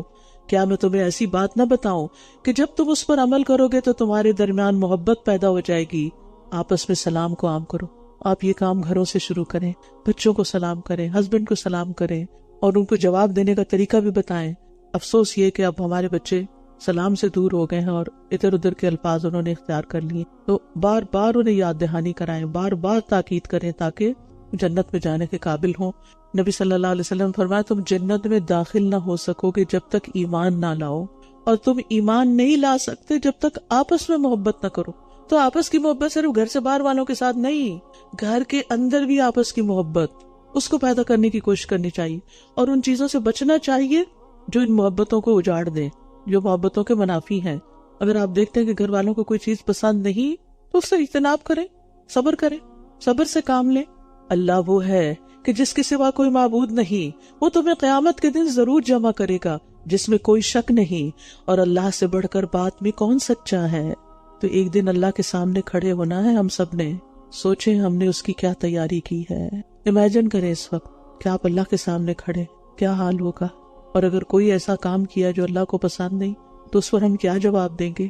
اور اللہ تعالیٰ کو خوش کرنے کے لیے کون سے کام خالص اس کی رضا کے لیے، اس کی خوشی کے لیے کر رہے ہیں. پھر فرمایا، فَمَا لَكُمْ فِي الْمُنَافِقِينَ فِئَتَيْنِ، اے مسلمانوں تمہیں کیا ہو گیا ہے کہ تم منافقین کے بارے میں دو گروہ ہو گئے ہو، جبکہ اللہ نے انہیں ان کی کمائی کے سبب الٹا پھیر دیا ہے. کیا تم چاہتے ہو کہ تم انہیں ہدایت دو جنہیں اللہ نے گمراہ کر دیا، اور جسے اللہ گمراہ کر دے تو آپ اس کے لیے ہرگز کوئی راستہ نہ پائیں گے. زید بن ثابت کہتے ہیں کہ جب نبی صلی اللہ علیہ وسلم غزوہ احد کے لیے نکلے تو کچھ لوگ آپ کا ساتھ چھوڑ کر راستے سے ہی واپس ہو گئے. ان کے بارے میں مسلمانوں کے دو گروہ ہو گئے. ایک گروہ کہنے لگا آپ انہیں قتل کر دیں، اور دوسرا اس کے خلاف تھا. تو اس وقت یہ آیت اتری اور آپ نے فرمایا، یہ طیبہ ہے یعنی مدینہ، یہ گند کو اس طرح دور کر دیتا ہے جیسے آگ چاندی کے گند کو دور کر دیتی ہے، میل کو چیل کو. یعنی مشکل وقت آیا اور وہ پیچھے رہ گئے، ان کا نفاق ظاہر ہو گیا. وہ دل سے چاہتے ہیں، کون؟ منافقین. وہ دل سے چاہتے ہیں کاش تم بھی کفر کرو جیسے انہوں نے کفر کیا، انہوں نے دلوں میں چھپایا ہوا ہے، پھر تم سب برابر ہو جاؤ. لہٰذا تم ان میں سے کسی کو دوست نہ بناؤ یہاں تک کہ یہ اللہ کے راستے میں ہجرت کر جائیں. پھر اگر یہ منہ موڑ جائیں تو جہاں کہیں بھی تم انہیں پاؤ انہیں پکڑو اور انہیں قتل کرو، اور تم ان میں سے کسی کو بھی دوست اور مددگار نہ بناؤ سوائے ان لوگوں کے جو ایسی قوم سے جا ملتے ہیں کہ تمہارے اور ان کے درمیان معاہدہ ہو چکا ہے، یا یہ تمہارے پاس اس حال میں آتے ہیں کہ تم سے لڑنے یا اپنی قوم سے لڑنے میں ان کے سینے تنگ ہوتے ہیں، اور اگر اللہ چاہتا تو ضرور انہیں تم پر مسلط کر دیتا، پھر وہ ضرور تم سے لڑتے. پھر اگر یہ تم سے کنارہ کشی کریں اور تم سے لڑائی نہ کریں اور تمہاری طرف صلح کا پیغام بھیجیں تو اللہ نے تمہارے لیے ان پر لڑائی مسلط کرنے کا کوئی راستہ نہیں بنایا. ان قریب تم کچھ اور لوگوں کو بھی پاؤ گے جو چاہتے ہیں کہ تم سے بھی امن میں رہیں اور اپنی قوم سے بھی امن میں رہیں. جب کبھی یہ فتنے فساد کی طرف لوٹائے جاتے ہیں تو یہ اس میں الٹے منہ ڈال دیے جاتے ہیں. پھر اگر یہ تم سے کنارہ کشی نہ کریں اور تمہاری طرف صلح کا پیغام نہ ڈالیں اور تم سے اپنے ہاتھوں کو نہ روکیں تو انہیں پکڑو اور جہاں کہیں تم انہیں پاؤ قتل کر دو. اور یہی وہ لوگ ہیں جن پر ہم نے تمہارے لیے واضح غلبہ رکھا ہے. بات یہ ہے کہ کبھی زیادہ نافرمانیاں کرنے کی وجہ سے انسان کے اعمال اس کے مرتد ہونے کا سبب بن جاتے ہیں. وہ دین سے ہی نکل جاتا ہے، دین سے ہی پھر جاتا ہے، کیونکہ برائی کو کھینچتی ہے. صغیرہ گناہ کبیرہ گناہوں کو دعوت دیتے ہیں اور کبیرہ گناہ کفر کی طرف لے جاتے ہیں. تو اس لیے یہاں پر فرمایا واللہ ارکسہم بما کسبوا، ان کے اعمال کی وجہ سے اللہ نے ان کے ساتھ یہ معاملہ کیا ہے. تو بی کیئرفل، ہم اپنے اعمال کو جانچتے رہیں، دیکھتے رہیں کہ کہیں ایسا نہ ہو کہ کوئی ایسی چیز آ جائے کہ جو ہمیں اور زیادہ گناہ کی طرف لے جائے، اور کچھ گناہ تو براہ راست ہی نفاق سے تعلق رکھتے ہیں۔ پھر فرمایا اور ایک مومن کے لیے کسی مومن کو قتل کرنا جائز نہیں مگر یہ کہ غلطی سے قتل ہو جائے، اور جو کوئی کسی مومن کو غلطی سے قتل کر دے تو اس کے ذمہ ایک مومن غلام کو آزاد کرنا ہے، اور اس مقتول کے وارثوں کو دیت ادا کرنا ہے، مگر یہ کہ وہ اپنا حق بطور صدقہ خود معاف کر دیں۔ پھر اگر وہ مقتول تمہاری دشمن قوم میں سے ہو اور وہ مومن بھی ہو تو ایک مومن غلام کو آزاد کرنا ہے، اور اگر وہ مقتول ایسی قوم میں سے ہو کہ تمہارے اور اس کے درمیان کوئی معاہدہ ہے تو دیت اس کے وارثوں کے سپرد کی جائے گی، اور ایک مومن غلام کو بھی آزاد کرنا ہوگا۔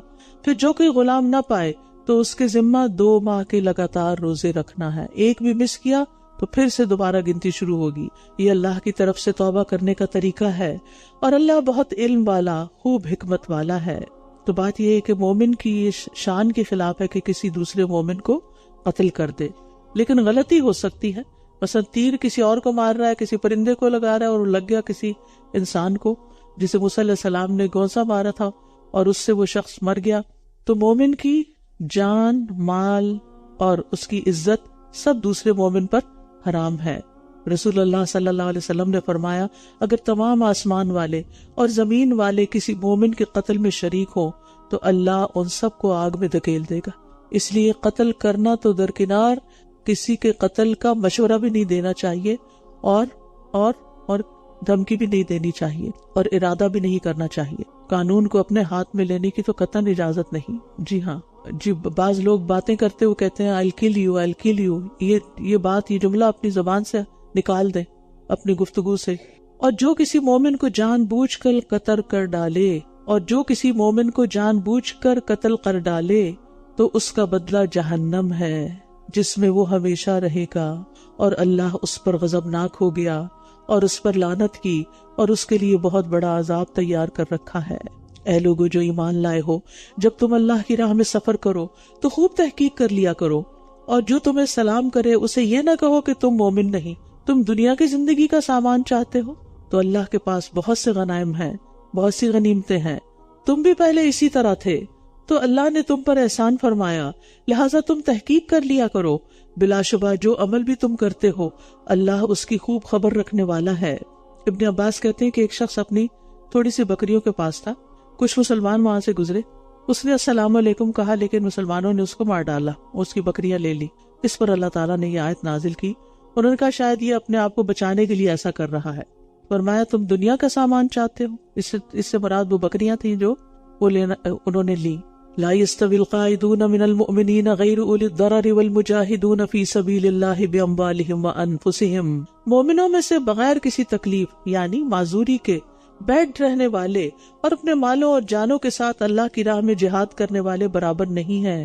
اللہ نے اپنی جان و مال سے جہاد کرنے والوں کو بیٹھ رہنے والوں پر درجے میں فضیلت دی ہے، اور ہر ایک سے اللہ نے اچھا وعدہ کر رکھا ہے، اور اللہ نے مجاہدین کو بیٹھ رہنے والوں کی نسبت اجر عظیم دے کر فضیلت سے نوازا ہے۔ تو اس سے یہ پتہ چلتا ہے کہ انسان نیکی کے کام میں، اللہ کے راستے میں نکلنے میں سستی نہ کرے۔ درجات منہ ومغفرۃ ورحمہ وکان اللہ غفورا رحیما، اپنی طرف سے بڑے درجات کی، بخشش کی اور رحمت کی بھی، اور اللہ بہت بخشنے والا، نہایت رحم فرمانے والا ہے۔ ابو سعید خدری کہتے ہیں کہ نبی صلی اللہ علیہ وسلم کے پاس ایک شخص آیا اور اس نے سوال کیا لوگوں میں سے افضل کون ہے؟ آپ نے فرمایا وہ شخص جو اپنے مال اور اپنے نفس کے ساتھ اللہ کے راستے میں جہاد کرے۔ نبی صلی اللہ علیہ وسلم سے پوچھا گیا مومنوں میں سے کامل ایمان والا کون ہے؟ فرمایا وہ شخص جو اللہ کی راہ میں اپنی جان اور اپنے مال سے جہاد کرتا ہو۔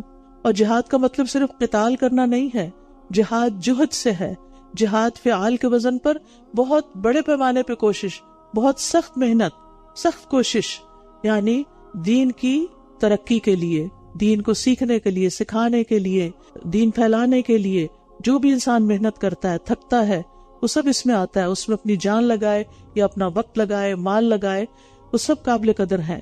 اور ایسے لوگوں کو اللہ تعالیٰ اپنی راہیں بھی ضرور دکھاتے ہیں، وَالَّذِينَ جَاهَدُوا فِينَا لَنَهْدِيَنَّهُمْ سُبُلَنَا۔ نبی صلی اللہ علیہ وسلم نے فرمایا اللہ کے راستے میں ایک صبح یا ایک شام بھی گزارنا دنیا اور جو کچھ دنیا میں ہے اس سب سے بہتر ہے۔ اور علم کے لیے نکلنا بھی جہاد ہے۔ حدیث میں آتا ہے جو شخص طلب علم میں گھر سے نکلا علم حاصل کرنے کے لیے گھر سے نکلا، وہ واپس آنے تک اللہ کی راہ میں ہے، فی سبیل اللہ ہے، اور خیر کی تعلیم دینے کے لیے نکلنا بھی جہاد ہے۔ ابو ہریرہ کہتے ہیں میں نے رسول اللہ صلی اللہ علیہ وسلم کو یہ فرماتے ہوئے سنا، جو شخص میری اس مسجد میں آئے اور اس کا ارادہ صرف کوئی اچھی بات سیکھنا یا سکھانا ہو، یا سیکھنے آیا ہے یا سکھانے آیا ہے، آپ بھی اس مسجد میں یا سیکھنے آئے ہیں یا سکھانے آئے ہیں، یعنی کوئی دنیاوی غرض نہیں، تو اس کا درجہ اللہ کی راہ میں جہاد کرنے والے کا سا ہے۔ اور جو شخص کسی اور مقصد کے لیے مسجد آیا ہے وہ اس آدمی کی طرح ہے جس کی نظر کسی اور کے مال پر ہو، یعنی لالچ میں۔ تو ہمیں اب سب کو اپنی نیتیں بار بار خالص کر لینی چاہیے کہ ہم اللہ کی راہ میں نکلے ہیں، ایک ایک قدم پر اجر ہے۔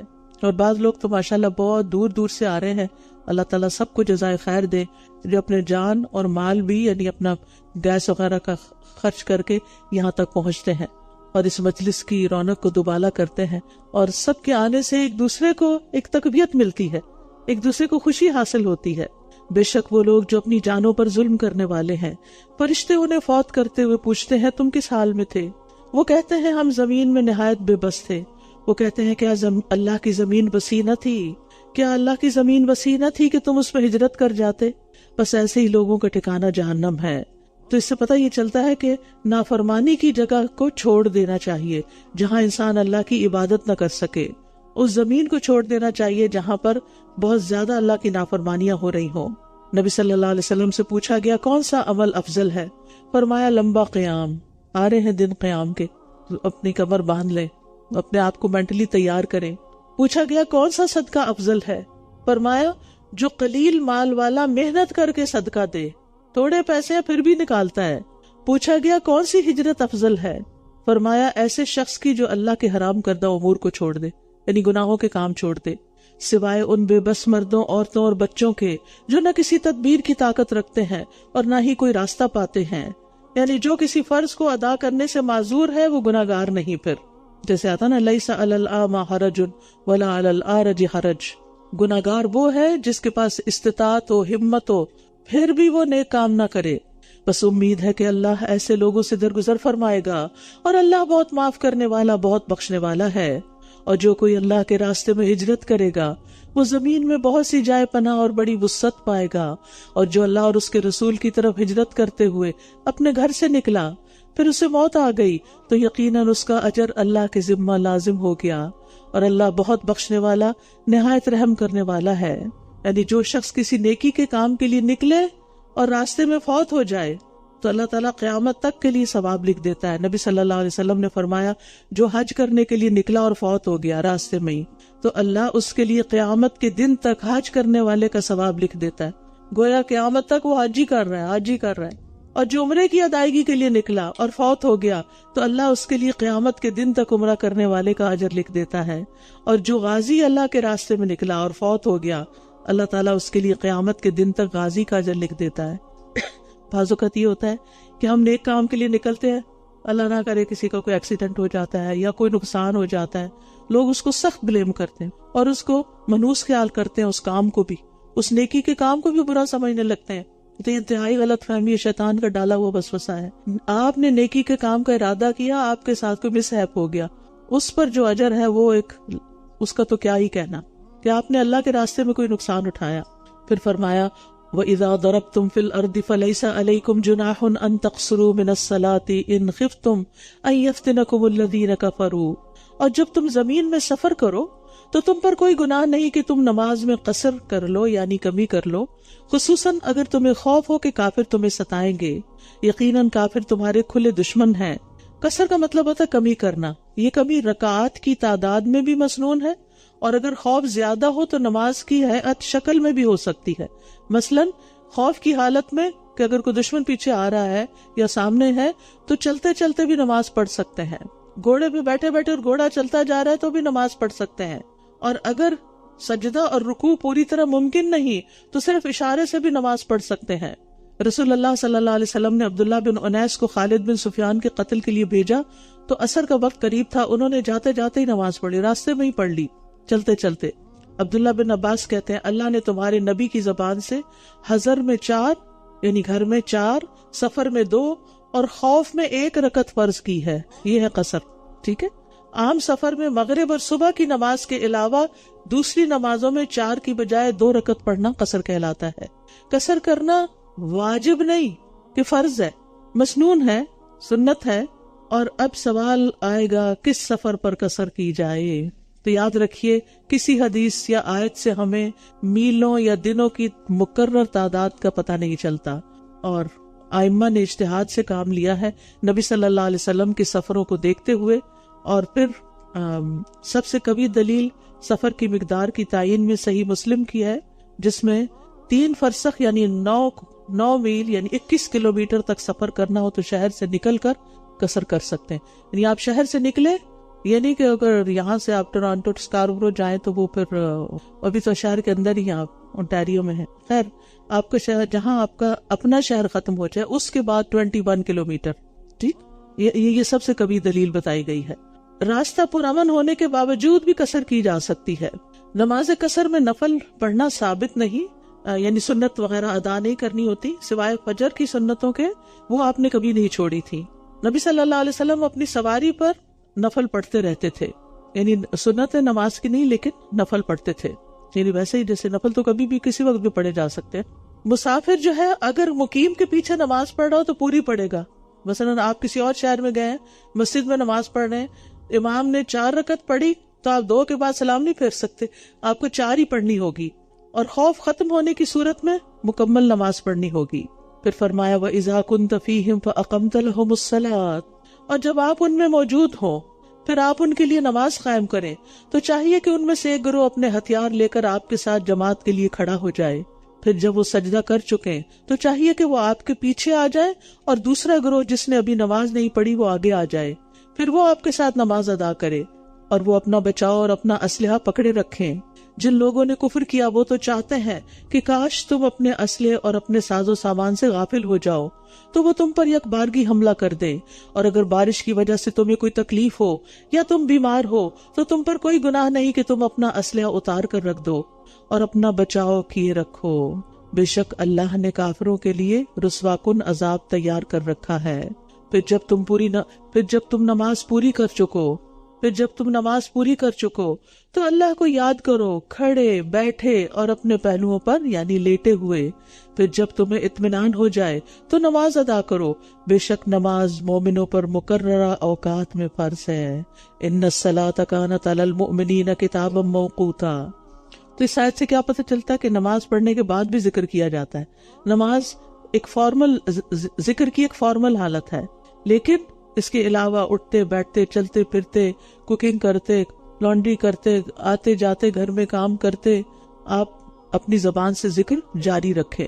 قرآن مجید میں آتا ہے نا فَإِذَا فَرَغْتَ فَانْصَبْ، جب تم فارغ ہو تو محنت کرو۔ ہمارے دین میں چھٹی کا کانسیپٹ نہیں ہے کہ آرام کرو اور پھر کچھ نہ کرو، اب نماز پڑھ لی اب تھوڑا لیٹ جاؤ سو جاؤ، ٹھیک ہے سونے کا وقت ہو ضرور عشاء پڑھ کے سو جاؤ، لیکن یہ نہیں کہ ہر نماز کے بعد مصلی پہ ہی لیٹ جاؤ اور وہیں سے موبائل اٹھا کے دیکھنا شروع کر دو۔ مطلب یہ ہے کہ ایک عبادت سے فارغ ہو کر پھر دوسری عبادت میں لگ جاؤ، کیونکہ ہمیں پیدا ہی اس کام کے لیے کیا گیا ہے۔ اور خاص طور پر نماز سے فارغ ہو کر اللہ کی بڑائی بیان کریں، اللہ سے مناجات کریں، دعائیں کریں، تسبیحات پڑھیں، آیت الکرسی پڑھیں فرض نماز کے بعد۔ اور نماز کی جگہ پر بیٹھے رہنے کا بھی بڑا ثواب ہے۔ جب تک انسان بیٹھا رہتا ہے فرشتے اس کے لیے دعائیں کرتے رہتے ہیں، اللہم اغفر لہ اللہم ارحمہ، اور پھر وقت پر نماز پڑھی جائے۔ نماز کو مؤخر کرنے کی مذمت ہے۔ نبی صلی اللہ علیہ وسلم نے فرمایا نیند میں قصور نہیں، قصور جاگنے کی حالت میں ہوتا ہے، وہ یہ کہ تم کسی نماز کو اس حد تک مؤخر کر دو کہ دوسری نماز کا وقت آ جائے، اور جو نماز چھوڑ دے قضا کر دے۔ فرمایا جس نے نماز ترک، ابن مسعود کہتے ہیں جس نے نماز ترک کی اس کا کوئی دین نہیں، قیامت کے دن سب سے پہلا حساب بھی نمازی کا ہوگا۔ اور تم دشمن قوم کی تلاش میں کمزوری نہ دکھاؤ، اگر تم تکلیف اٹھاتے ہو تو یہ بھی تکلیف اٹھاتے ہیں جیسا کہ تم تکلیف اٹھاتے ہو، اور تم اللہ سے وہ امید رکھتے ہو جو یہ نہیں رکھتے، اور اللہ بہت علم والا بہت حکمت والا ہے۔ بے شک ہم نے آپ کی طرف حق کے ساتھ کتاب نازل کی ہے تاکہ آپ لوگوں کے درمیان اس کے مطابق فیصلہ کریں جو اللہ نے آپ کو سکھایا ہے، اور آپ خیانت کاروں کی طرف سے جھگڑا کرنے والے نہ بنیں۔ کسی باطل کے معاملے میں جھگڑنے والے کا ساتھ نہیں دینا چاہیے، اس سے منع کیا گیا ہے۔ یعنی اگر آپ کو پتا ہو، مثلا کوئی وکیل ہے اور اس کو پتا ہو کہ جو اس کا کلائنٹ ہے وہ 100% مجرم ہے تو اس کی پھر وکالت نہ کرے. واستغفر اللہ ان اللہ کان غفور الرحیم، اور اللہ سے بخشش مانگے، بے شک اللہ بہت بخشنے والا نہایت رحم کرنے والا ہے. اور آپ ان لوگوں کی طرف سے جھگڑا نہ کیجیے جو اپنے آپ سے خیانت کرتے ہیں، بے شک اللہ بہت خیانت کرنے والے سخت گناہگار سے محبت نہیں کرتا. یہ لوگوں سے تو چھپ سکتے ہیں مگر اللہ سے نہیں چھپ سکتے، اور وہ ان کے ساتھ ہوتا ہے جب یہ راتوں کو ان باتوں پر مشورے کرتے ہیں جن سے وہ راضی نہیں ہوتا. اور جو عمل بھی یہ کرتے ہیں اللہ ان سب کا احاطہ کیے ہوئے ہے. تو یاد رکھیے اللہ کے خوف سے بڑھ کر مخلوق کا خوف کمزور ایمان کی علامت ہوتی ہے. اور راتوں کو مشورے کرنے کا مطلب کیا ہے کہ چھپ کے باتیں کرتے، ورنہ جو انسان سچا ہو تو وہ اس کو چھپنے کی ضرورت نہیں ہوتی، وہ کہیں بھی بات کر سکتا ہے. ہاں تم ہی وہ لوگ ہو جنہوں نے دنیا کی زندگی میں ان کی طرف سے جھگڑا کیا، تو قیامت کے دن ان کی طرف سے کون اللہ سے جھگڑا کرے گا یا کون ان کا وکیل ہوگا؟ وَمَن يَعْمَلْ سُوءًا أَوْ يَظْلِمْ نَفْسَهُ ثُمَّ يَسْتَغْفِرِ اللَّهَ يَجِدِ اللَّهَ غَفُورًا رَحِيمًا. کتنی خوبصورت آیت ہے. اور جو کوئی برا عمل کرے یا اپنی جان اور جو کوئی برا عمل کر بیٹھے یا اپنی جان پر ظلم کر لے پھر وہ اللہ سے بخشش مانگے تو وہ اللہ کو بہت بخشنے والا نہایت رحم کرنے والا پائے گا. اللہ اکبر. کتنی بڑی خوشخبری ہے. ہم میں سے کون ہے جس سے گناہ نہ ہو، اور پھر گناہوں کی وجہ سے مایوسی ہونے لگتی ہے، ہر وقت کی پریشانی لگی رہتی ہے. اس سے نکلنے کی ضرورت ہے تاکہ انسان اپنی صلاحیتوں کو اچھے کاموں میں استعمال کرے، نہ کہ صرف گلٹ میں جیے اور بیمار پڑ جائے اور کسی کام کے قابل نہ رہے. تو یہ اللہ تعالیٰ کا عفو و کرم ہے، اللہ تعالیٰ کی وسعت رحمت اور مغفرت ہے. انسان کے گناہ آسمانوں، زمین اور پہاڑوں سے بھی بڑے کیوں نہ ہوں، جب وہ اللہ کی طرف رجوع کرتا ہے تو اللہ تعالیٰ سارے معاف کر دیتا ہے. اور جو کوئی گناہ کماتا ہے تو بے شک وہ اپنے ہی خلاف کماتا ہے، اور اللہ بہت علم والا، بہت حکمت والا ہے. یعنی گناہ انسان کے اوپر ہی پلٹتا ہے، ہر انسان اپنے گناہ کا خود ذمہ دار ہوتا ہے. وَلَا تَزِرُ وَازِرَةٌ وِزْرَ أُخْرَىٰ. گناہ کے سبب انسان پہ ذلت چھا جاتی ہے، نعمتوں کا زوال ہو جاتا ہے، مصائب اترتے ہیں. عمر رضی اللہ عنہ جب عباس رضی اللہ عنہ سے بارش کی دعا کے لیے کہنے گئے تو کہا، اے اللہ بے شک مصیبتیں گناہوں کی وجہ سے ہی نازل ہوتی ہیں اور انہیں صرف توبہ ہی ہٹا سکتی ہے. اور جو کوئی کسی خطا یا گناہ کا ارتکاب کرے پھر وہ کسی بے گناہ پر اس کا الزام لگا دے تو یقیناً اس نے بڑے بہتان اور کھلم کھلے گناہ کا بوجھ اٹھایا. اور اگر آپ پر اللہ کا فضل اور اس کی رحمت نہ ہوتی تو ان منافقین میں سے ایک گروہ نے آپ کو بہکا دینے کا ارادہ ہی کر لیا تھا. آپ کو بہکا دینے کا ارادہ کر ہی لیا تھا، حالانکہ یہ آپ کو ہی بہکا سکتے ہیں، حالانکہ یہ اپنے آپ ہی کو بہکا سکتے ہیں. اس کو درست کر لیجیے. حالانکہ یہ اپنے آپ کو ہی بہکا سکتے ہیں اور یہ آپ کو کچھ بھی نقصان نہیں دے سکتے. اور اللہ نے آپ پر کتاب اور حکمت نازل کی اور آپ کو وہ سکھایا جو آپ جانتے نہ تھے، اور آپ پر اللہ کا بہت بڑا فضل ہے. ان کی اکثر سرگوشیوں میں کوئی بھلائی نہیں ہوتی سوائے اس شخص کے جو صدقہ کرنے یا نیکی کرنے یا لوگوں کے درمیان صلح کرانے کا کام حکم دے. اور جو کوئی اللہ کی رضامندی حاصل کرنے کے لیے ایسا کرے گا تو ہم ضرور اسے اجر عظیم سے نوازیں گے.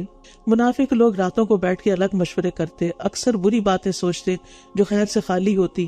تو یہاں بتایا گیا کہ بات واضح کرنی چاہیے، لیکن کچھ باتیں چھپ کے بھی کر سکتے ہیں. ان میں صدقہ دینا چھپا کر تاکہ لینے والا شرمندہ نہ ہو، اچھا مشورہ کسی کو دینا، لوگوں کے درمیان صلح کروانا. تو ایسے کاموں میں انسان سرگوشی کر سکتا ہے. اور لوگوں میں اصلاح کرانا جو ہے یہ نفلی عبادات سے بھی زیادہ افضل کام ہے. نبی صلی اللہ علیہ وسلم نے فرمایا، کیا میں تمہیں نماز، روزہ اور صدقے سے افضل درجے کا عمل نہ بتاؤں؟ صحابہ نے عرض کیا، کیوں نہیں؟ آپ نے فرمایا، آپس میں صلح کروانا، جبکہ لوگوں میں پھوٹ اور فساد ڈالنا دین کو موڑنے والی چیز ہے. نبی صلی اللہ علیہ وسلم نے فرمایا، آپس میں صلح کروانا افضل صدقہ ہے. وَمَن يُشَاقِقِ الرَّسُولَ مِن بَعْدِ مَا تَبَيَّنَ لَهُ الْهُدَىٰ. اور جو شخص ہدایت واضح ہو جانے کے بعد رسول کی مخالفت کرے اور مومنوں کے راستے کے علاوہ کسی اور راستے کی پیروی کرے تو ہم اسے اسی طرف پھیر دیں گے جدھر وہ پھر گیا، اور ہم اسے جہنم میں جلائیں گے اور وہ بہت بری لوٹنے کی جگہ ہے. اللہ اکبر. ہدایت ملنے کے بعد پھر سنت کی مخالفت اور مومنوں کا راستہ چھوڑ کر کسی اور راستے کی طرف چل پڑنا، یہ انسان کے لیے تباہی کا راستہ اختیار کرنے کے برابر ہے. اس پر وعید ہے. ہمارے لیے رول ماڈل کون ہے؟ صحابہ کرام. وہ کس کے راستے پہ چلتے تھے؟ وہ ہر بات میں کس چیز کو مد نظر رکھتے تھے؟ نبی صلی اللہ علیہ وسلم. سبیل المومنین سے مراد یہاں کس کا راستہ ہے؟ صحابہ کا راستہ، کیونکہ اس زمانے میں اور کون مومن تھا؟ صحابہ ہی مومن تھے نا، اس لیے انہی کے راستے پر چلنا ضروری ہے. آپ نے فرمایا کہ نجات پانے والا گروہ کون ہے؟ ما انا علیہ و اصحابی، وہ لوگ ہیں جو اس راستے پر چلیں جس پر آج میں اور میرے صحابہ ہیں. بے شک اللہ نہیں بخشے گا کہ اس کے ساتھ کسی کو شریک ٹھہرایا جائے، اور جو گناہ اس کے علاوہ ہوگا اسے وہ جس کے لیے چاہے گا بخش دے گا، اور جو کوئی اللہ کے ساتھ شریک ٹھہرائے تو یقیناً وہ گمراہی میں بہت دور بھٹک گیا. ان يدعون من دونه الا اناثا وان يدعون الا شیطانا مریدا، یہ لوگ اللہ کو چھوڑ کر دیویوں کو ہی پکارتے ہیں، یہ لوگ اللہ کو چھوڑ کر دیویوں کو پکارتے ہیں، اور یہ صرف سرکش شیطان کو ہی پکارتے ہیں. اناس جو ہے یہ انسا کی جمع ہے، اس سے مراد یا تو بت ہے، کیونکہ ان کے بت جو تھے وہ مؤنث تھے، لات، عزا، منات، یہ سب مؤنث تھے. اسی طرح یونانیوں نے اور لوگوں نے بھی عبادت کے لیے دیویاں بنا رکھی ہیں. مسلمانوں نے بھی ان کی دیکھا دیکھی ایسی ہستیوں میں اور ایسے اوصاف مشہور کر رکھے ہیں کہ نعوذ باللہ وہ اللہ کی محبوبائیں ہیں. اور بعض پیر فقیر اپنے جو حال حلیہ ہے وہ عورتوں والا بنا کے رکھتے ہیں، چوڑیاں اور زیور پہن کے رکھتے ہیں، ہار اور مالائیں پہن کے رکھتے ہیں. شاید کوئی شکل ذہن میں آئی رہی ہو. تو یہ سب چیزیں صحابہ میں نہیں تھی اور ان کی ممانعت ہے.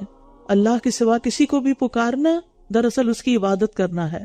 الدعاء هو العبادہ. تو غیبی مدد کسی سے بھی نہیں لی جا سکتی سوائے اللہ تعالیٰ کے، کیونکہ یہ بھی شرک کی قسم ہے. اس کے علاوہ قیام، رکوع، سجدہ، نذر و نیاست کا خیرات اور دعا کرنا، یہ سب اللہ کے سوا اگر کسی اور کے لیے کیا جا رہا ہے تو یہ بھی شرک میں شامل ہو جاتا ہے. آپ نے پکچر تو نہیں لی؟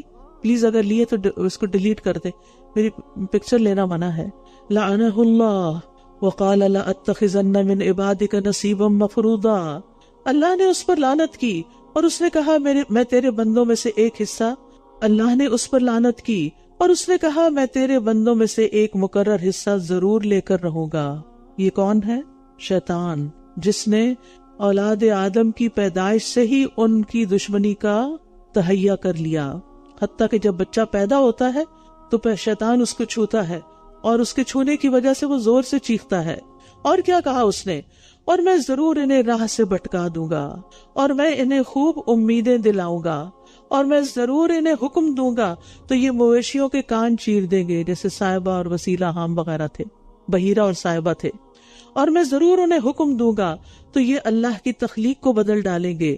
اور جو کوئی اللہ کو چھوڑ کر شیطان کو دوست بنائے تو یقیناً اس نے کھلم کھلا نقصان اٹھایا. شیطان جھوٹی امیدیں دلاتا ہے.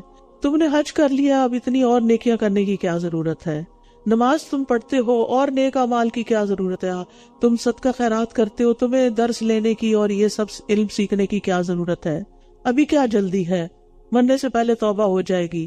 حج پہ چلے جائیں گے توبہ کر لیں گے. جن بزرگوں کو تم مانتے ہو ان کا اللہ پہ بڑا زور ہے، وہ تمہیں چھڑا لیں گے. ان کا دامن تھام لینا، سیدھے جنت میں لے جائیں گے. اس قسم کی امیدیں دلاتا ہے تاکہ انسان نیک کام سے پیچھے ہٹ جائے، سستی کرے، چھوڑ دے، اور پھر وہ بتدریج گمراہیوں کی طرف لے جاتا ہے. ایمان کو خراب کرتا ہے شکوک و شبہات کے ساتھ. پھر یہ جب نہیں اس سے ہو پاتا تو نافرمانیوں کا حکم دیتا ہے. جب دیکھتا ہے کہ یہ بندہ نہیں بات سنتا تو نیکیوں سے روک دیتا ہے اس کو، اور پھر اگر پھر بھی بندہ نہ رکے تو ریاکاری داخل کر دیتا ہے اس پر، اور اگر ریاکاری سے بھی بچ جائے تو خود پسندی ڈال دیتا ہے، میں بڑا نیک ہوں، اور اس کے عمل کو بڑھا کے اس کو دکھاتا ہے. اور پھر اگر پھر بھی نہ مانے تو اس کے دل میں حسد، کینے وغیرہ کی آگ کو دہکاتا ہے، یہاں تک کہ انسان کو برے اعمال کی طرف کھینچ کے ہی لے جاتا ہے. پھر انسان کے اندر گمراہ کن سوالات دل میں ڈالتا ہے، اللہ کے بارے میں، آخرت کے بارے میں. نمازی کا دھیان ادھر ادھر لگاتا ہے، لوگوں کو فتنے میں ڈالنے کے لیے اپنے لشکر مسلط کرتا ہے. سمندر میں اس کا تخت ہوتا ہے اور وہاں سے اپنے لشکر بھیجتا ہے حدیث کے مطابق کہ وہ لوگوں کو فتنے میں ڈالیں. اور اس کے بہت سے مکر و فریب ہوتے ہیں کہ جس کے ذریعے وہ انسانوں کو پھانستا ہے، اور انسان پھر اللہ کی نعمتوں پہ مغرور ہو جاتے ہیں، فخر کرنے لگتے ہیں، دوسروں پر تکبر کرنے لگتے ہیں، اپنی ذات کی پیروی، اپنی جو منمانیاں ہوتی ہیں، خواہشات ہوتی ہیں، ان کی پیروی کرنے لگتے ہیں. تو ان چیزوں سے بچنے کی ضرورت ہے. اور پھر خاص طور پر یہاں اس نے کہا نا میں ان کی خلق بدل دوں گا.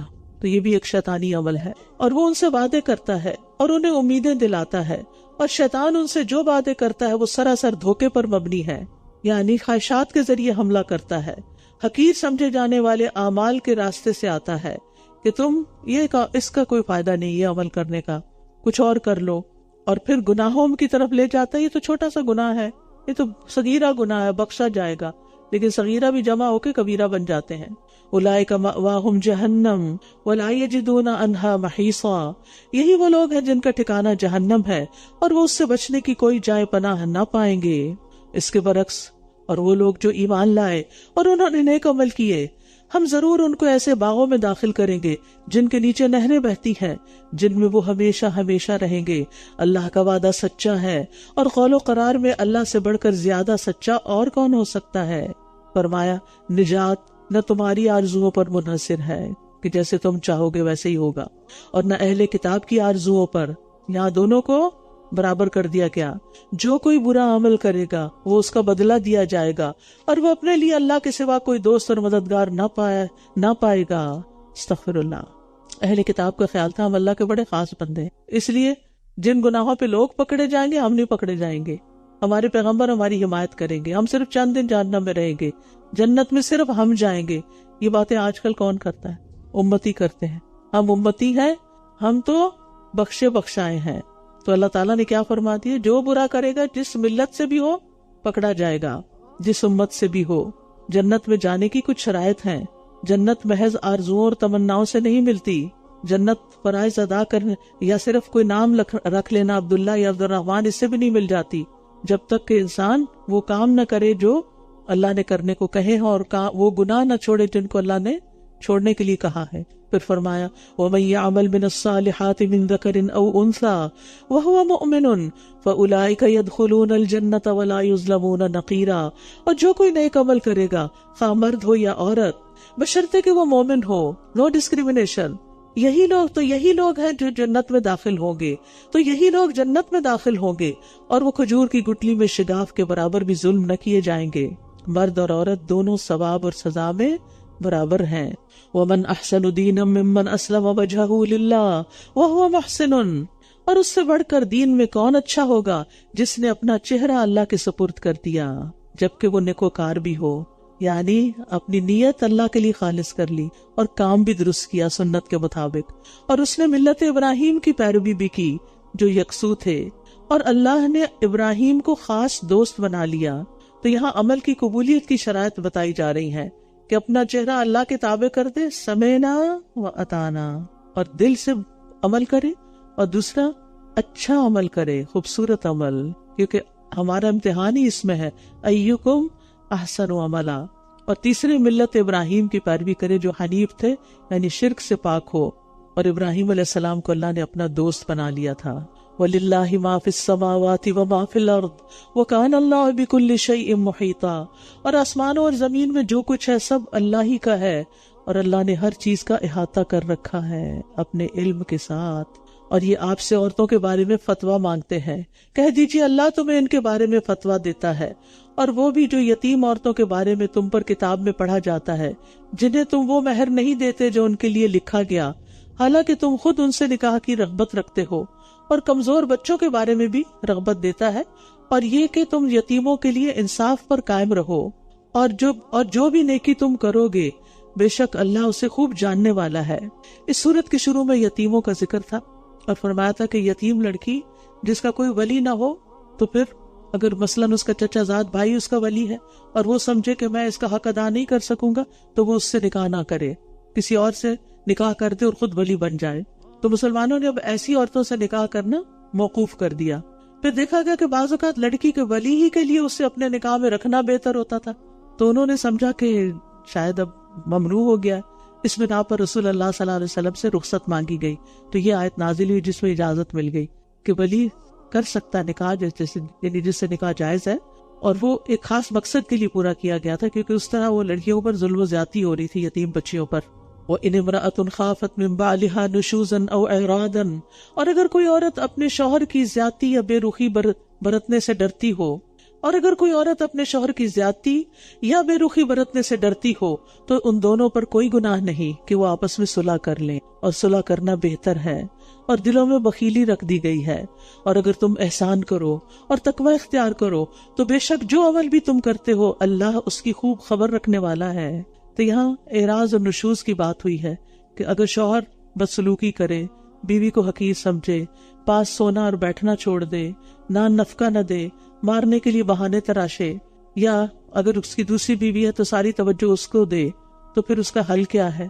اگر تو عورت سمجھتی ہے کہ ان ساری باتوں کو میں برداشت کر سکتی ہوں اور پھر بھی اس کے نکاح میں رہنا بہتر ہے میرے لیے کیونکہ اور کوئی ٹھکانہ نہیں، تو پھر اپنے کچھ حقوق چھوڑ کے صبر کے ساتھ وہاں رہتی رہے۔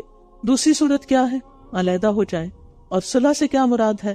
کہ آپس میں ایک دوسرے کے حقوق پر کچھ کمپرومائز کر کے، اگری کر کے، تو ایک دوسرے سے اچھا نباہ کر لیں۔ حضرت عائشہ کہتی ہے کہ کسی مرد کے پاس کوئی عورت ہوتی اور اسے اب مزید رکھنا نہیں چاہتا تھا اور طلاق دینے کا ارادہ کرتا تو عورت کہہ دیتی کہ مجھے طلاق نہ دو، اپنے نکاح میں ہی رہنے دو اور میں اپنی باری کی تمہیں اجازت دیتی ہوں، یہ اپنے حقوق پہ کمپرومائز کر لیتی۔ اور اس میں بہت بڑا صبر اور بہت بڑا دل چاہیے، لیکن اس کا اجر بھی اتنا ہی بڑا ہے۔ اور شوہ سے مراد بخل جس کے ساتھ ہرس بھی ہو، کہ دلوں کے اندر بخل بھی ہے، ہرس بھی ہے۔ مرد کا شوہ کیا ہے کہ عورت سے فائدہ اٹھائے لیکن حقوق نہ دے، عورت کا شوہ یہ ہے کہ مہر لے، نان نفقہ لے، لیکن شوہر کے کوئی حقوق نہ دے۔ لیکن انسان کو دوسروں کے حقوق کے بارے میں بہت محتاط ہونا چاہیے، کیونکہ قیامت کے دن حقوق کے بارے میں سوال ہوگا، اور جب تک بندے معاف نہیں کریں گے معافی نہیں ملے گی۔ اور تم بیویوں کے درمیان ہرگز عدل نہیں کر سکتے، اگرچہ تم اس کی ہرس رکھتے ہو تو تم ایک ہی کی طرف پوری طرح مائل نہ ہو جاؤ کہ دوسری کو کسی لٹکتی ہوئی چیز کی طرح چھوڑ دو۔ اور اگر تم اصلاح کر لو اور تقوی اختیار کرو تو بے شک اللہ بہت بخشنے والا، نہایت رحم فرمانے والا ہے۔ یعنی دو یا دو سے زیادہ بیویوں کے درمیان ہر لحاظ سے پوری طرح عدل نہیں ہو سکتا، کیونکہ ہر ایک کی عادت فرق ہے، ہر ایک کا مقام الگ ہے۔ ایسی صورت میں ظاہری چیزوں میں تو عدل کرنا چاہیے، لیکن دل کے جو جذبات ہیں ان پر پھر پکڑ نہیں، کیونکہ یہ انسان کے بس میں نہیں ہوتے۔ اور اگر کوئی جان بوجھ کر عدل نہیں کرتا تو اس کی سزا بھی ہے۔ نبی صلی اللہ علیہ وسلم نے فرمایا جس شخص کی 2 بیویاں ہوں اور وہ ایک کو دوسری پہ ترجیح دیتا ہو، یعنی ناانصافی کرتا ہو، وہ قیامت کے دن اس طرح آئے گا کہ اس کے جسم کا ایک حصہ گر چکا ہوگا، آدھا دھڑ گر چکا ہوگا۔ پھر فرمایا وَإِن يَتَفَرَّقَا، اور اگر وہ دونوں ایک دوسرے سے الگ ہو جائیں تو اللہ ہر ایک کو اپنی وسعت سے غنی کر دے گا، اور اللہ وسعت والا خوب حکمت والا ہے۔ یعنی اگر کسی صورت صلح نہیں ہو پاتی اور عورت کے لیے ناقابل برداشت ہے یہ بے رخی، تو پھر اسلام کے احکامات میں وسعت بھی ہے، اور وہ کیا کہ وہ الگ ہو جائے۔ اور اسی طرح اگر کسی شوہر پر اس کی بیوی بہت بھاری ہو گئی ہے اور گھر کا ماحول خراب ہو گیا ہے تو پھر اس کو الگ کر سکتا ہے۔ یعنی بعض مذاہب میں طلاق کو حرام قرار دیا گیا کہ جیو یا مرو اسی کے ساتھ رہنا، لیکن اسلام نے ایسی زیادتی نہیں کی، اگر نہیں رہ سکتے تو الگ ہو جاؤ۔ وَلِلَّهِ مَا فِي السَّمَاوَاتِ وَمَا فِي الْأَرْضِ، اور اللہ ہی کا ہے جو کچھ آسمانوں میں ہے اور جو کچھ زمین میں ہے۔ اور ہم نے ان لوگوں کو جو تم سے پہلے کتاب دیے گئے تھے یہ تاکید کی تھی، اور تمہیں بھی، کہ اللہ سے ڈرو، اور اگر تم کفر کرو گے تو بے شک اللہ ہی کا ہے جو کچھ آسمانوں میں ہے اور جو کچھ زمین میں ہے، اور اللہ بہت بے نیاز، بہت تعریف والا ہے۔ وَلِلَّهِ مَا فِي السَّمَاوَاتِ وَمَا فِي الْأَرْضِ وَكَفَى بِاللَّهِ وَكِيلًا۔ اب یہاں آپ دیکھیے 2 آیتوں میں 3 بار اللہ کی ملکیت کی بات ہوئی ہے کہ سب کچھ اللہ ہی کا ہے۔ یعنی بتانا یہ مقصود ہے کہ ان احکام پر عمل کرنے میں تمہارا ہی فائدہ ہے، اللہ کو تمہارے سے کوئی مطلب نہیں ہے، اللہ کو تمہارے ان احکامات پر عمل کرنے سے کچھ فائدہ نہیں، اللہ تم سے بے نیاز ہے، ہر چیز اللہ کی ہے۔ اے لوگو، اگر وہ چاہے تو تم سب کو لے جائے اور دوسروں کو تمہاری جگہ لے آئے، اور اللہ اس پر خوب قدرت رکھنے والا ہے۔ جو کوئی دنیا کا ثواب چاہتا ہے، یعنی نیک عمل کر کے دنیا کے فائدے حاصل کرنا چاہتا ہے، تو اللہ کے پاس دنیا اور آخرت دونوں کا ثواب ہے، اور اللہ خوب سننے والا، خوب دیکھنے والا ہے۔ تو دنیا کو اپنا بڑا اور اہم مقصد نہیں بنانا چاہیے، مقصد آخرت ہی ہونی چاہیے۔ اے لوگو جو ایمان لائے ہو، انصاف پر قائم رہنے والے اور اللہ کے لیے گواہی دینے والے بن جاؤ، اگرچہ وہ تمہارے اپنے خلاف ہو یا والدین اور قرابت داروں کے خلاف ہو۔ اگر کوئی غنی یا محتاج ہے تو اللہ ان دونوں کا زیادہ خیر خواہ ہے، بس تم ایسی خواہشات کی پیروی نہ کرو کہ تم عدل نہ کر سکو، اور اگر تم کج زبانی کرو گے یا گواہی سے اعراض کرو گے تو بے شک جو بھی تم عمل کرتے ہو جو عمل بھی تم کرتے ہو اللہ اس کی خوب خبر رکھنے والا ہے۔ تو اس یہاں عدل کرنے والوں کی فضیلت بتائی جا رہی ہے کہ عدل ضروری ہے اور اس معاملے میں کوئی کوتاہی نہیں کرنی چاہیے۔ اے لوگو جو ایمان لائے ہو، ایمان لاؤ اللہ اور اس کے رسول پر۔ ایمان لانے والوں کو ایمان لانے کا حکم دیا جا رہا ہے، یعنی ایمان پہ ثابت قدمی اختیار کرو، اپنے ایمان میں اخلاص پیدا کرو، اور اس کے رسول پر اور اس کتاب پر جو اس نے اپنے رسول پر نازل کی، اور اس کتاب پر جو اس نے اس سے پہلے نازل کی، اور جو کوئی اللہ کا اور اس کے فرشتوں کا اور اس کی کتابوں کا اور اس کے رسولوں کا اور آخرت کے دن کا انکار کرے گا تو یقیناً وہ گمراہی میں بہت دور نکل گیا۔ بے شک وہ لوگ جو ایمان لائے پھر انہوں نے کفر کیا، پھر وہ ایمان لائے پھر انہوں نے کفر کیا، پھر وہ کفر میں بڑھتے گئے، اللہ انہیں ہرگز نہ بخشے گا اور نہ انہیں کسی راستے کی ہدایت دے گا، یعنی پھر معافی کی کوئی صورت نہیں ہوگی۔ منافقوں کو خوشخبری دے دیجئے، ان کے لیے دردناک عذاب ہے، کہ ان کے لیے دردناک عذاب ہے۔ خوشخبری تو اچھی خبر کی ہوتی، یہاں بطور طنز کہا جا رہا ہے تاکہ کسی طرح ہوش میں آ جائیں۔ جو لوگ مومنوں کو چھوڑ کر کافروں کو دوست بنا لیتے ہیں، کیا وہ ان کے پاس عزت چاہتے ہیں؟ بس جان لیں کہ عزت تو ساری کی ساری اللہ ہی کے لیے ہے، کیونکہ منافقین زیادہ تر دوستیاں یہود کے ساتھ جا کے رکھتے تھے، اور اس نے کتاب میں تم پر نازل کیا کہ جب تم سنو کہ اللہ کی آیات کا انکار کیا جا رہا ہے اور ان کا مذاق اڑایا جا رہا ہے تو تم ان مذاق اڑانے والوں کے ساتھ مت بیٹھو یہاں تک کہ وہ اس کے علاوہ کسی اور بات میں مشغول ہو جائیں، ورنہ تم بھی تب ان جیسے ہی ہو جاؤ گے۔ بے شک اللہ سب منافقوں اور کافروں کو جہنم میں جمع کرنے والا ہے۔ وہ لوگ جو تمہارے بارے میں انتظار کرتے رہتے ہیں، پھر اگر تمہارے لیے اللہ کی طرف سے کوئی فتح ہو جائے تو کہتے ہیں کیا ہم تمہارے ساتھ نہ تھے، اور اگر کافروں کے لیے فتح میں کوئی حصہ ہے تو کہتے ہیں کیا ہم تم پر غالب نہیں آ رہے تھے اور ہم تمہیں مومنوں سے بچا نہیں رہے تھے۔ بس اللہ قیامت کے دن خود تمہارے درمیان فیصلہ کرے گا، اور اللہ کافروں کے لیے مومنوں پر ہرگز کوئی راستہ نہ بنائے گا۔ ان المنافقین یخادعون اللہ وہو خادعهم، بے شک منافق اللہ کو دھوکہ دیتے ہیں حالانکہ اس نے انہیں دھوکے میں ڈال رکھا ہے، اور جب وہ نماز کے لیے کھڑے ہوتے ہیں تو انتہائی سستی سے کھڑے ہوتے ہیں، لوگوں کو دکھاوا کرتے ہیں اور اللہ کو بہت تھوڑا یاد کرتے ہیں۔ تو اس سے پتہ چلتا ہے کہ منافقوں پر نماز بڑی بھاری تھی۔ اس زمانے میں انہیں نماز کے لیے مسجد جانا پڑتا تھا، کیونکہ اس کے بغیر تو ان کا اسلام ویلڈ ہی نہیں تھا، یعنی ظاہری اسلام۔